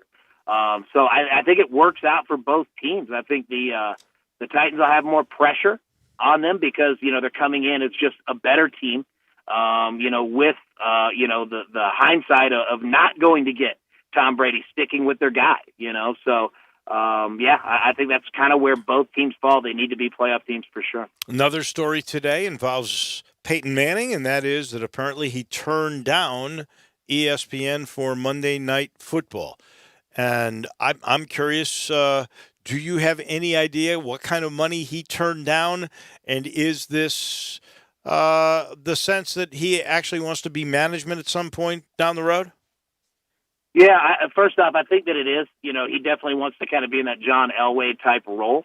It's in terms of money, if you're looking at $18-19 million that CBS paid Tony Romo, ESPN's going to cough up the same. That's just the going rate, especially for that guy and for that name, right? But I think, what went into this for Peyton Manning, and I certainly don't want to speak for him, but I feel that I've got, kind of an understanding of where he's at. He certainly wants to be, in a front office, running a team type role. But I think also it was just poor timing for ESPN because with all of this going on, we don't even know if there's really going to be an NFL season. And I think Peyton Manning looked at it and said, while this, could be an option that he would look at, if he signed on, did that, and then, there's an abrupted season or, he's into a contract deal where it just gets messy because games get postponed, anything like that, it's just not worth it to him. He wants to go into something clean and ready to go. That's why he's not running a team right now either. I think he's probably going to give this year kind of a resting period, especially with Eli just retiring. And then, give it a year and, we'll see where he goes. There'll be plenty of teams that would be lined up to have Peyton Manning, kind of leading from the front. Do you think an owner will give him the control that he should want? He's going to want the old Bill Parcells. He's going to want to shop for the groceries. He's going to want to be able to cook them a little bit. He's going to let his coach. I understand that. But so many people have thought the Haslams and Jimmy Haslam at the Browns would do that. And I had somebody tell me, now, why would Jim Haslam pay $1 billion to buy the Browns and then go, here, Peyton, you run it. You have all the fun with it. Yeah, I think Peyton Manning's definitely going to want that, as you said, rightfully so. And if, a team's not willing to do it, Peyton Manning's not willing to sign up, because he frankly doesn't need to do this. And it's not like one team only would be looking at him, right? Like he'll have options, for as long as he's, alive, basically. I think he's definitely going to want, full control of what he does. And, I think it'll be, it's going to need to be a perfect fit. Like you said, an owner that's willing to do that, and an organization that's willing to do it, it'll be interesting, kind of how he goes about that. If he's, say, a team president, Does he hire a general manager? Does he kind of absorb that role himself? What team does he go to? There's so many factors that go into it. But yeah, again, long story short, Peyton Manning's going to want to run the show because he's a control guy, and the only way that he's going into this is if he can do it his way. Where does Peyton Manning live these days? Peyton Manning lives in Colorado, lives in Denver. No, obviously, he's got houses, multiple areas. He's got a house, kind of near Chattanooga area, on a really nice golf course down there. But he resides in Denver. And the interesting part is this, you look at, just how athletes and competitive people are. You don't hear much about Peyton going back to Indianapolis. I don't think that he was too happy about the way that went down and them going for Andrew Luck. And I know that there were situations there, but, he really likes the Denver area. You'll see him at a lot of Denver Nuggets games. He was there a couple weeks ago, hanging out with Drew Lock. He calls Denver home, and that's where him and his family reside. And you like to tweet out any picture of him with his son, with Marshall. You like to call him Mini Manning. He's got that big high release just like Dad. He does. It's so funny, because you see Peyton, at the Super Bowl or wherever. He's a really good dad, and he brings his son everywhere, and it's really cool. And you see him, you see little Manning out there, little mini Manning, and he's throwing NFL-sized footballs, and he's got that Peyton Manning high release. The crazy thing is you're looking at a kid who's probably 10 years old, and his hand fits on an NFL football. Yeah, that's a big football, and this kid's, he won't have any problems at the combine when he gets older. He's going to be just like his old man. It's already bigger, you're saying, than Joe Burrow's? His hands are bigger? I think it is.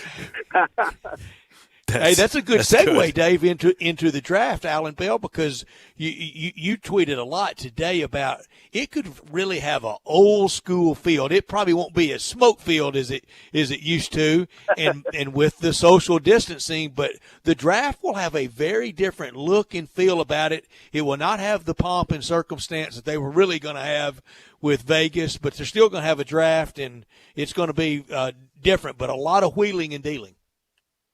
Yeah, it is, and it's going to go back to, first of all, I hate that the city of Las Vegas lost it because there's so many people that, would have prospered, working there and everything. But is it going to have like an old Pete Rozelle era type feel to it? It really will. Back when, in the 70s when they got together, in a Marriott ballroom, you know what I mean? And, right. It's just them, and there's not a lot of media. There's not a lot of pomp and circumstance, not a lot of things going on. It's just a draft. And I think we're going to get a lot, a feel of that.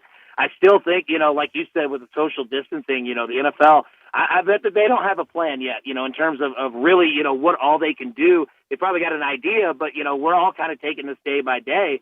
So, how many people can you have in one room? Are teams going from, war rooms across, their facilities? How many people do you send? I mean, there's a lot of things, still really up in the air, which the NFL doesn't like that. They like to have plans down. But, I think for one, just kind of off year, this draft could be a lot of fun. It could be kind of a testament and a throwback to the old school days. It could be fun. I'm trying to remember the date. It's April for the draft. What is the it's usually around April 26th, 27th, somewhere around there. So that's sort of a dicey time. I mean, we're basically talking a month April from 30. now. April 30th. So we're talking 5 weeks from now. Will they be able 5 weeks from now to have meetings, groups of more than 10 or even 50 people? Because it would have to be bigger than that if you brought everybody. I sort of picture if they do have this draft, if they don't hold it off, and I don't think they want to, if they have this draft, I see it really as the commissioner and a couple of other people in Las Vegas where the television cameras will be. And then in every office at every NFL city, there will be their little war room, and that's where there will be another camera, and they'll do it like the old days over the phone. I don't see a big gathering in 5 weeks unless this thing takes April 23rd, even one less so week. now you're talking 4 weeks. I threw out the wrong day. A month from today. I don't see how they could have big groups there. No, I don't either. And let's be honest. Unless something catastrophic happens, which obviously, heaven forbid, we don't want that. The NFL is going to have a draft because they're going to fight tooth and nail to push this thing back. But like you said, they're going to do it in a safe way because, you know, they don't want to, you know, endanger or harm anybody. I bet exactly what you just laid out. You know, this is going to be a draft where, unfortunately for these players, they're probably not going to be invited. They're probably not going to be there to walk up on a stage or anything like that. They're going to be at their houses, you know, and teams are going to call them and say, hey, you ready to go? We're going to draft you. And like you said, it'll probably be, you know, a room of 5 to 10 people, you know, NFL-wise in Las Vegas, and all teams call into one guy and say, hey, here's our selection, run the card up to Goodell, and we're good to go. So it's going to probably be like that. It's going to be different for sure. And I hate it for the kids who don't get to go up on stage. But you know what? Just nothing you can do about it, but the NFL's not going to lose the draft. They're going to have to. I kind of hate it for the NFL because they had established, and Nashville was a big part of that with that crowd. Oh, my gosh, last year. But we had seen this sort of evolution of the draft becoming a major NFL happening every spring, another big thing to put on your calendar where there'd be all these people and another week or so of major marketing for the league that suddenly will be rather pedestrian. Yeah, it will. And you know, you're right. I mean, you know, we saw last year in Nashville that, you know, this is a money-making venture for them. And it pumped in a ton of money for the NFL, for the city. It was great marketing. It was just a perfect, phenomenal show. But, you know, the NFL is smart, and they understand that, you know what, this is you know, a dire, you know, emergency time, and everyone's going through it. And while it hurts to lose, you know, the revenue and whatnot, you know, from this year, the NFL's going to be back next year and the year after and the year after, and that's how they'll look at it, and they'll just kind of eat the loss and move on. And that's really all you can do. Try to put on the best event that you can, get the job done, and be ready to go, you know, for the draft next year. You know, so I think that's how they'll go about it. One big NFL story, at least in terms of Memphis interest, happening today. The New England Patriots no longer have Tom Brady. We know that. Now they no longer have Gotti. Wow. Gostowski. Steven Gostowski, the former Tiger, cut today by the Patriots, and this just goes to show you guys what a business this is. This kid has been nothing short of incredible. He got that incredible contract a couple of years ago. He got hurt this year on the job, hip injury, which you know he's going to get healed from, and now all of a sudden the Patriots cut him. I got a team for Gotti. Bears need a kicker, baby. Chicago. Yeah. Hey, I'm with you. You know, I'll say this. I'll see you there, and I'll raise you this. You know who else needs a kicker? The Tennessee Titans need a kicker. I wouldn't be surprised if Mike Vrabel and John Robinson take a look at Gostowski as well. I mean, it's tough. You know, the NFL is a business for sure, and the Titans just kind of went through the same deal. You know, with a kicker, you know, last year that gets injured, and you know, you come back and it's just tough. The tough part for New England is this is a lot of change for them. I mean, you know, you've lost Tom Brady. That's enough. You lost your kicker who's been your guy, who they have counted on him for a while now. He's been as good as there is in the league. And they don't have much of an offense. They're going to be breaking in either, you know, a young quarterback in Stidham who hasn't played or Brian Hoyer. Their offense is still pretty terrible. They just lost their offensive line coach. New England is Bill Belichick's going to have to pull off one of his best magic shows this year because they're not going in to the poker game with a full stack of chips.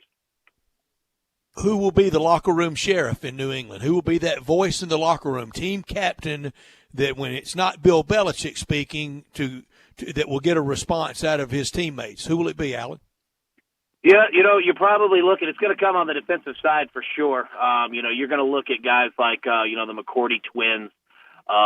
You know, that are there. It's going to be a collective effort, and a lot of it's going to come from Belichick. And I wouldn't be surprised if we see an even more hands-on Bill Belichick this year. Obviously, he always has been. You know, him kind of, you know, running his own defense, really, you know, being the general manager as well. But I wouldn't be surprised if Belichick has his hands all over this team, and they really, you know, lead from a unified front through him because they've lost a lot, and this is just going to be a completely different team for them. there's a chance that this team really goes downhill fast, and I don't wish that on them. Or I don't do that for anybody. But you lose a Tom Brady, that's a big loss in the locker room. And if they come out and lose a couple games to start the year, human nature is human nature, and this thing could get wild out of hand very, very fast. I don't think Belichick will let that happen. I really don't. I guess on the offensive side, that voice would probably be Julian Edelman. He's still with him, but I can't imagine that they will be 8-0 like they were last year in the first half of the season. No. Alan, it's always a wonderful pleasure to speak with you. I hope we do this again soon. We hope you and your family stay healthy. And next time we're talking, we're talking about good plans instead of plans to stay inside. No, you're exactly right. I appreciate y'all having me on. Hope you and your families and all the listeners and their families, everybody's safe and healthy. And, next time you have me on, I'll be here waiting. I can't wait. Thank you, Alan Bell. Thank you. I think that in Nashville, he is, as we like to say, he is in shelter in place, as the whole city is. And, for the most part, they're abiding those wishes. We'll come back and sort of go over what's occurred today in this city, give you the update that we have. And then we did an interview a little bit earlier in the program with Mickey Barker from Memphis Golf, talking about some of their plans for the year and some of the ideas that they had that have now gone away because Mayor Strickland has put us shelter in place starting tomorrow night at 6 p.m. This portion of the show brought to you by James Davis. The spring sale is on. It's probably going to get halted for a little bit, but then in 2 weeks you want to head back and get 20% off on all seasonal sports coats and suits. Even that Paul Batinley suit deal still going on. It's been extended again, and it's extraordinary. You still get 2 suits for $795. Basically, you save $400, and you get 2 of the greatest suits with the greatest material and the greatest look that you could get. Also, another spring incentive, $50 off any purchase of $250 or more. And for years, I've been bragging about the incredible custom shirt system from Stant. Well, James Davis, still the only place you can get Stant shirts, but now they've added pants. Just 2 measurements with the pants, and the computer will then spit out through an algorithm a perfect fit try-on pair of pants. They start at $168. You can get them in casual. You can get them in blue jeans. You can get them in dress, 5-pocket, or plain front. Just another reason why James Davis is the men's store in Memphis in the Laurelwood Shopping Center. We take a time out. When we come back, you'll hear from Mickey Barker. I'm also going to give you an update on what has occurred so far today around the city and around the country and around the world in coronavirus. This is Dave Woloshin along with Brett Norsworthy and Drew Barrett. We are hanging in here at Sports 56. The word is out about R&R on Sports, where you've heard interviews from Ken Griffith Jr., Dr. J, Hank Aaron, and many, many more. Right here, R&R on Sports, Saturday mornings, 9 a.m., Sports 56, 96.1, and 87.7. Don't miss it. Farmers Insurance knows that there's a not-so-subtle difference between the sound of a car hitting your rear bumper and the sound of a clown car hitting your rear bumper. Whoa, whoa, whoa, whoa, whoa! Sorry about that. We call that a 3-ring fender bender, and we covered it. Talk to a farmer's agent. They know a thing or two because they've seen a thing or two. Call Chad Gatlin at 901-235-1176 or get a fast quote at memphisfarmers.com. We are farmers. Bum, bum, bum, bum, bum, bum. Underwritten by Farmers Truck Fire Insurance Exchanges and Affiliates. Products not available in every state. Hey folks, I'm Jarrett Carter. My family recently purchased East Memphis Ace Hardware at Quince and White Station, and we're excited to offer the best selection of Big Green Egg and Traeger grills. And then don't forget about our Benjamin Moore Paint Studio and the Garden Center for flowers. Save 60% with our new Duracell key fob replacement program. We have a master locksmith service as well as glass cutting and screen repair. East Memphis Ace Hardware, located at Quince and White Station behind Three Little Pigs. It's not too early to start planning for spring at Family Leisure. New pools are starting at $19.99, spas starting at $21.99, and swim spas now only $99.99. 5-piece patio furniture starts at only $799. Pool chemicals, toys, accessories, and more up to 20% off. Mention this ad, you'll get free delivery and 1 month of chemicals with your spa purchase. Start your spring planning now at Family Leisure, Whitten Road and I-40, where family and fun come together. Listen Sundays at 11 a.m. to join Idlewild Presbyterian Church for worship. Idlewild is a PCUSA church located in Midtown Memphis. Got something you want to get off your chest? You better have a backup plan. Want to join the conversation? Someone needs to tell him he has to grow up. Join us on the First Bank phone lines at 360-8255 or the First Bank text line at 67129. Welcome back to Sports Time on Sports 56 with Wolo and Stats. This hour of Sports Time is brought to you by DeSoto Auto Sales. Here once again are Dave Woloshin and Brett Norsworthy.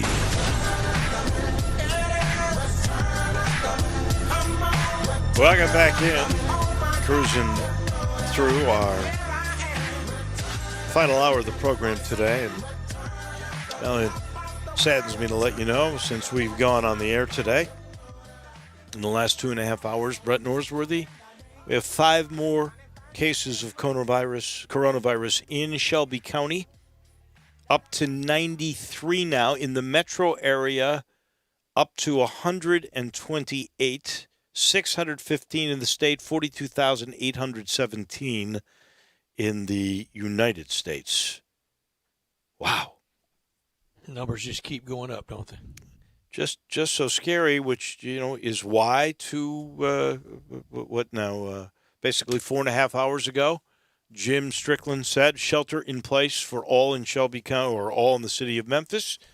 Shelter in place, which means after tomorrow at 6 o'clock, unless you're going to get food, or unless you are going to get medicine, or unless you are deemed essential personnel, in other words, a job that is needed for the community, for you to get out, you are asked to stay at home.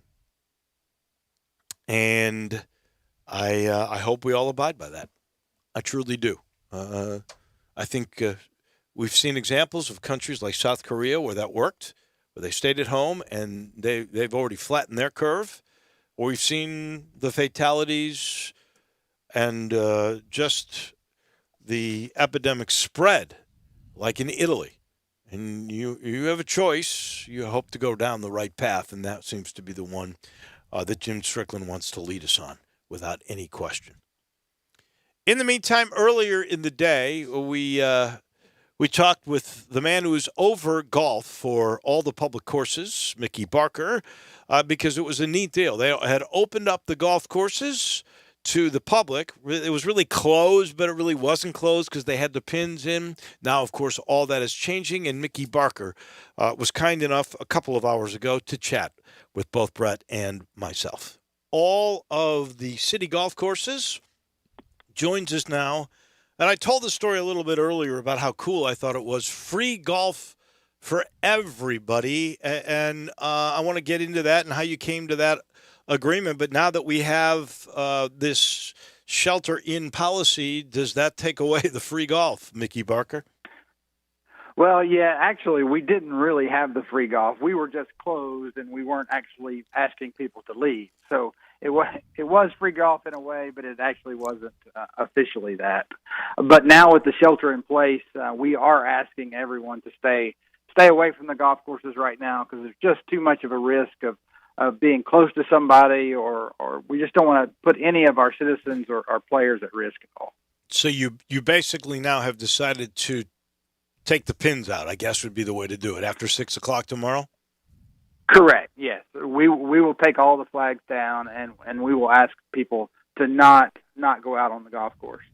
We do have plenty of open spaces as far as parks go, with walking trails and things like that, and so there is space available in the city to get out for fresh air and get some exercise, but we're asking it not to be on the golf course. Mickey, a public golf hardly could stand any more hits, and it's getting a big one, isn't it? This is going to be tough for the golf industry. We were there was a little bit of light at the end of the tunnel from this downturn, and courses were doing a little bit better. Not necessarily the city or municipal golf courses around the country; they're still doing okay, and they have a little bit of help from their municipality. But the privately owned courses, this is going to be a real hit for them. Before the decree came out today, was this something you were going to like maintain the golf courses? Was this going to be a philosophy until we're really safe to be close to one another? We're continuing to maintain the courses. We feel like that we have too much invested in the greens and different things to not go ahead and maintain them as far as chemicals and mowing as the grass starts to turn greener, and we need to mow it to keep them in somewhat decent condition so that once we're able to get back out that we don't have very much downtime in starting back up. So our maintenance crews, which they are very limited anyway, 3 or 4 people at most courses, and they can keep their distance. So they are going to continue. And thank goodness for them, they have jobs and they'll have a paycheck coming in for themselves and their families. I wonder, this decree by the mayor, by Jim Strickland, is for 2 weeks. Could it be that 2 weeks from now you will go back to this philosophy where you will put the pins back in with the noodles and you'll be allowed to play golf if you walk? I mean, is that a possibility? Anything's on the table right now. We're the Parks Administration and the city administration. We're meeting daily via conference calls and go to meeting online meetings, and so we're doing that daily. And things are changing as we go. So as we get down 2 weeks further, we hope to be able to do more. But we'll just have to see where we stand at that point. How did you end up with this philosophy where the golf course was closed, but folks come on and play? Well, we never really said we were going to just people come out and play. We just weren't going to stop them. And so the word got around really quickly that, hey, the sun's shining, go play golf. Nobody's going to stop you. So we weren't overly concerned with it because everyone was walking. But now it's just better that with the decree that we stay away. Right, Mickey, I do believe that after this passes, we will, whenever it passes, we're going to have if anybody's got any money left, we're going to have an explosion to want to get outside and recreate. Absolutely, we feel like after this 2 weeks, we're going to be into April, and everybody's going to be wanting to get out on the golf courses and we hope to have them in really good shape by the time we do and give people places to play. I must say, though, I know it said closed when you went through the driveway at Galloway. I don't know what it said at Audubon or Fox Meadows or Pine Hill or any of those courses. But when you leave the pins in, Mickey, you're saying, come on and play. Well, that's true. I guess if the pins are still in, then there's the ability to go play. But when you have a closed sign there, most everyone should know that we are closed. All right, so you're just going to keep updating us and everything else. And at this point, things like down the road when you have your tournaments, and they're usually in the middle of summer or late summer, everything at this point, as far as city golf goes, is still on. Correct? We had nothing planned to start. Well, we did miss one tournament. We missed the St. Patrick's Day tournament at Overton, which was a 2-man event that we looked like it was going to be great. We had over 80 players signed up to play the day before the tournament, and we ended up having to cancel more due to weather at that point than anything else. So it's been postponed. We'll probably bring it back sometime in the summer. We do have a lot more extensive tournament schedules set for this year. We will have individual championship tournaments at each of our 18-hole courses, with the exception of Davy Crockett. We'll have one at Galloway, at Audubon, Fox Meadows, and Pine Hill that will be open to anyone that wants to play. And then we'll also have our big Memphis Amateur Championship set for late July. So and how many courses are now under the umbrella of city-owned public courses? We have 8. We have 5 18-hole courses, and we have 3 9-hole courses. And, of course, one of those 9 holes is the oldest golf course in the city, and that is Overton Park. And when you and I were able to do that marathon that we were doing for the Folds of Honor, I was pretty impressed with the shape that Overton Park was in. It was in actually the finest shape that I could remember in 15 or 20 years. How do you think your courses, and it probably helps to get a couple of weeks off here right in the middle of growing season when you can do all your seeding and all your fertilizing, but what kind of new things will we see this year at the golf courses when we are able to play? What's one of the new features that you'd like to talk about? Well, one of the big things that we've got going this year with our new tournament schedule, with all of those tournaments that we will have a point system, and off of that point system, depending on how many points that you accumulate, we're going to have what's called the first Links Cup matches, and it will pit a team from each of those 4 18-hole courses against each other in a kind of a modified Ryder Cup style. Wow. So we'll have a team from Galloway, we'll have a team from Audubon, a team from Fox Meadows, and from Pine Hill, and they'll play in a 4-way Ryder Cup style matches at the end of the year, which we feel like is going to be a lot of fun. That sounds terrific.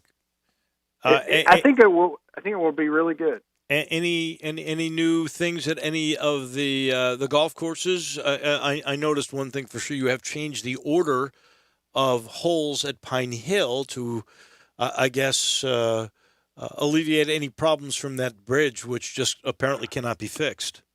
Well, there is a process going on right now that the bridge will be replaced at some point. They're doing some surveying now.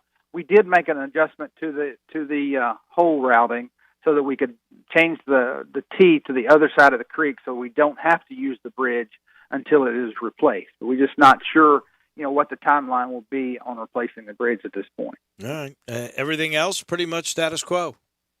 It is. It's very. We feel like the courses are in better shape going into the summer or into the season this year because we've had a pretty mild winter.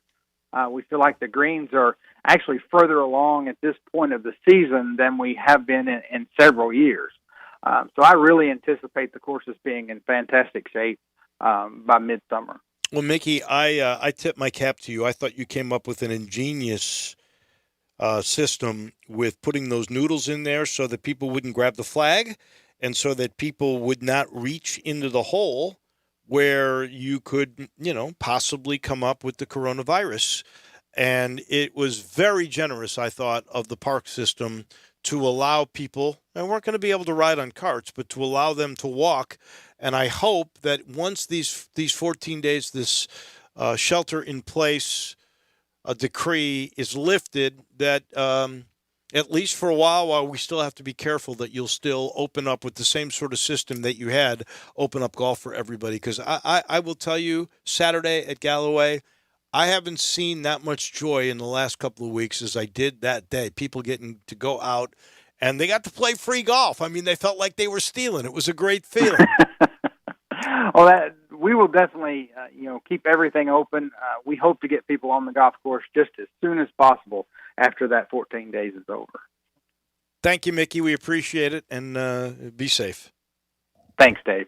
Mickey Barker from a little bit earlier in the day, and I do, Brett. I hope when they come back, if it's just the 14 days, and let's pray for that, and then they still say, well, we want to kind of limit your amount of people that can be together, and you want the 6 feet. I hope they do the same thing and allow everybody to come out and play with that flag in the middle of the noodle, and everybody gets to play and walk and get some exercise. And sounds like a good plan. Just so much joy. That's all. And we'll be busting ready to do something.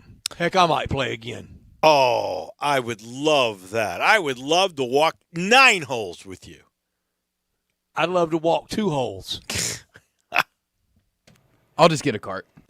No, they're not going to have carts right away. I don't think. If they do, then you're not going to have that option for free golf, would be my bet. We'll be ready. We're finding out a little bit more about the release. Do you realize, how long do you think, off the top of your head, if you haven't looked at this already, how long do you think Gotti played for the New England Patriots? 13 years? 14. 14. That's darn good. He's now 36 years old. And you know why they let him go? It has nothing to do with it coming off that injury.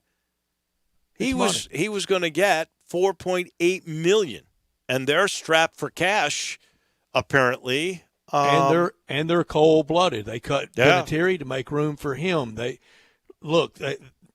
There's no player that is sacred that they will not cut. Do you realize he is tied with Mike Lodish for the second most appearances in a Super Bowl? Yeah, and number one's Brady. Number one is Brady with 9, and Gotti and Lodish have 6. That's the most. What a career! And I think Gotti is 3rd or 4th on career playoff games. Vinatieri, Jerry Rice, and Tom Brady. Only 3 that have played more playoff games than Stephen Gostkowski. Well, Gotti, I can't. I don't know that he'll get $4.8 million, but I'll bet you he gets a couple of million, and I bet he'll be on the roster. He will be on somebody's team. He's 36, and if he's healthy, he'll help someone. How old was Vinatieri last year? 44 or 45. Yeah, and I think that's probably it for him. Heck, you mentioned it a couple of days ago, but who was it that not Lou Groza? Who was the one that was a quarterback that lasted forever? George Blanda. George Blanda kicked at least to 48. 40. Yeah, way up in his 40s. He yeah, did. Yeah. And even would sub a little at quarterback. Had the great Monday Night Football sub duty at 44, 45. I would say Gotti's got at least another 5-6 years in him, don't you?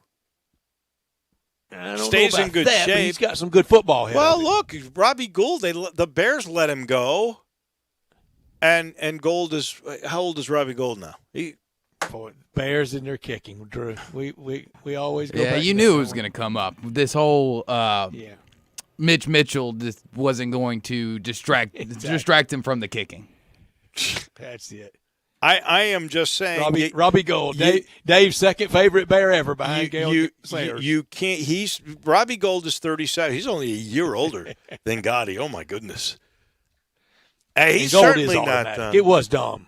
It was dumb. It was. They gave up on him like when he's 32. Stupid. Really stupid. I'd love for Gotti to be a Bear, but heck, I just want Gotti to be on a roster. I think he'll still be effective. He had that hip, but that thing is fixed. He'll be fine, and he was automatic just like Robbie.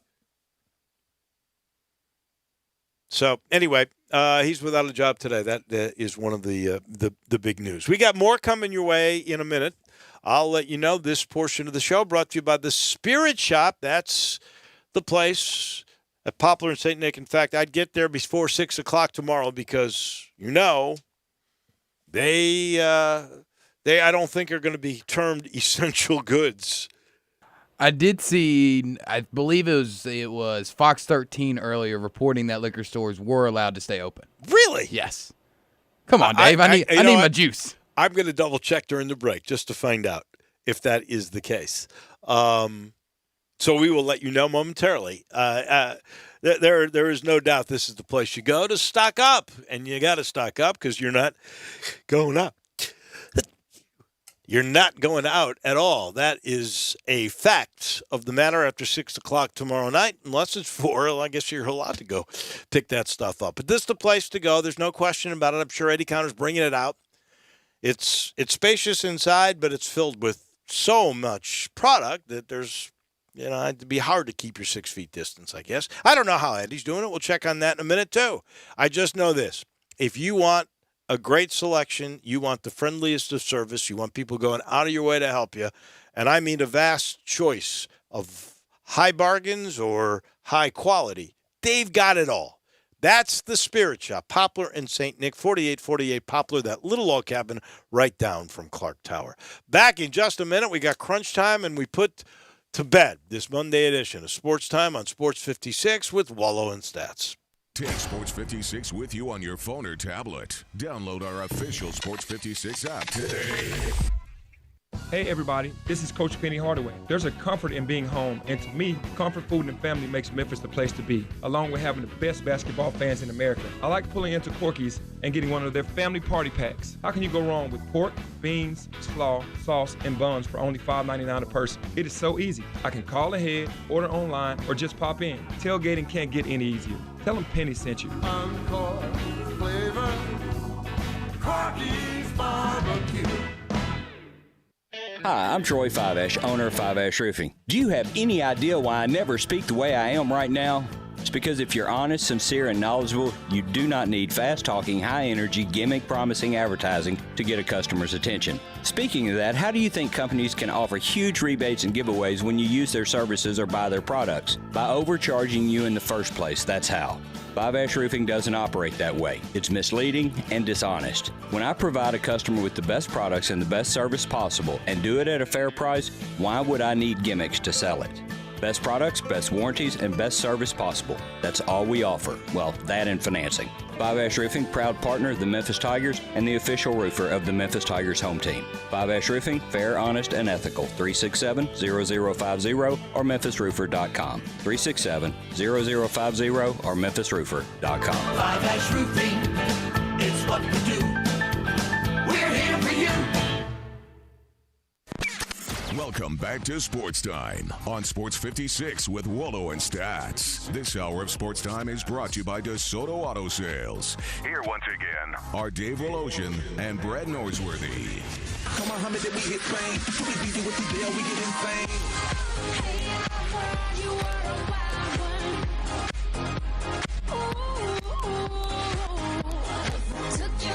So here's the update on spirits. The spirit shops, like the Spirit Shop, other stores that sell beer, wine, liquor, they will be allowed to stay open for curbside and delivery. So at the Spirit Shop, you can go inside tomorrow until 6 p.m. After that, they're going to have curbside, and they'll have a sign with their number on it. I think it's going to be all because people have this, and I understand this, and it's something you have to consider. People have this sort of fear about passing money that could have germs on it too. So I think it's going to be a credit card transaction. I'll double check on that. We'll let you know as time goes on. They are still doing business at the Spirit Shop, and Eddie Connor was kind enough to come on and say, until 6 tomorrow, he's still open where you can come in. But after that, they'll take care of you. It'll be curbside and some delivery options. So that is pretty good news. This final portion of the show brought to you by Genesis of Olive Branch. That's the best of all, in my mind, the luxury cars made on the planet right now. So good, you get a 10-year, 100,000-mile limited powertrain warranty on every new Genesis on the lot, and they got a lot. They do. They got plenty of G90s. That's my car. That's the bigger one. They got the G80, the midsize. They got the G70, the rocket ship. It's a sports car with a back seat. Handles like you would not believe, like you're going to go on Le Mans.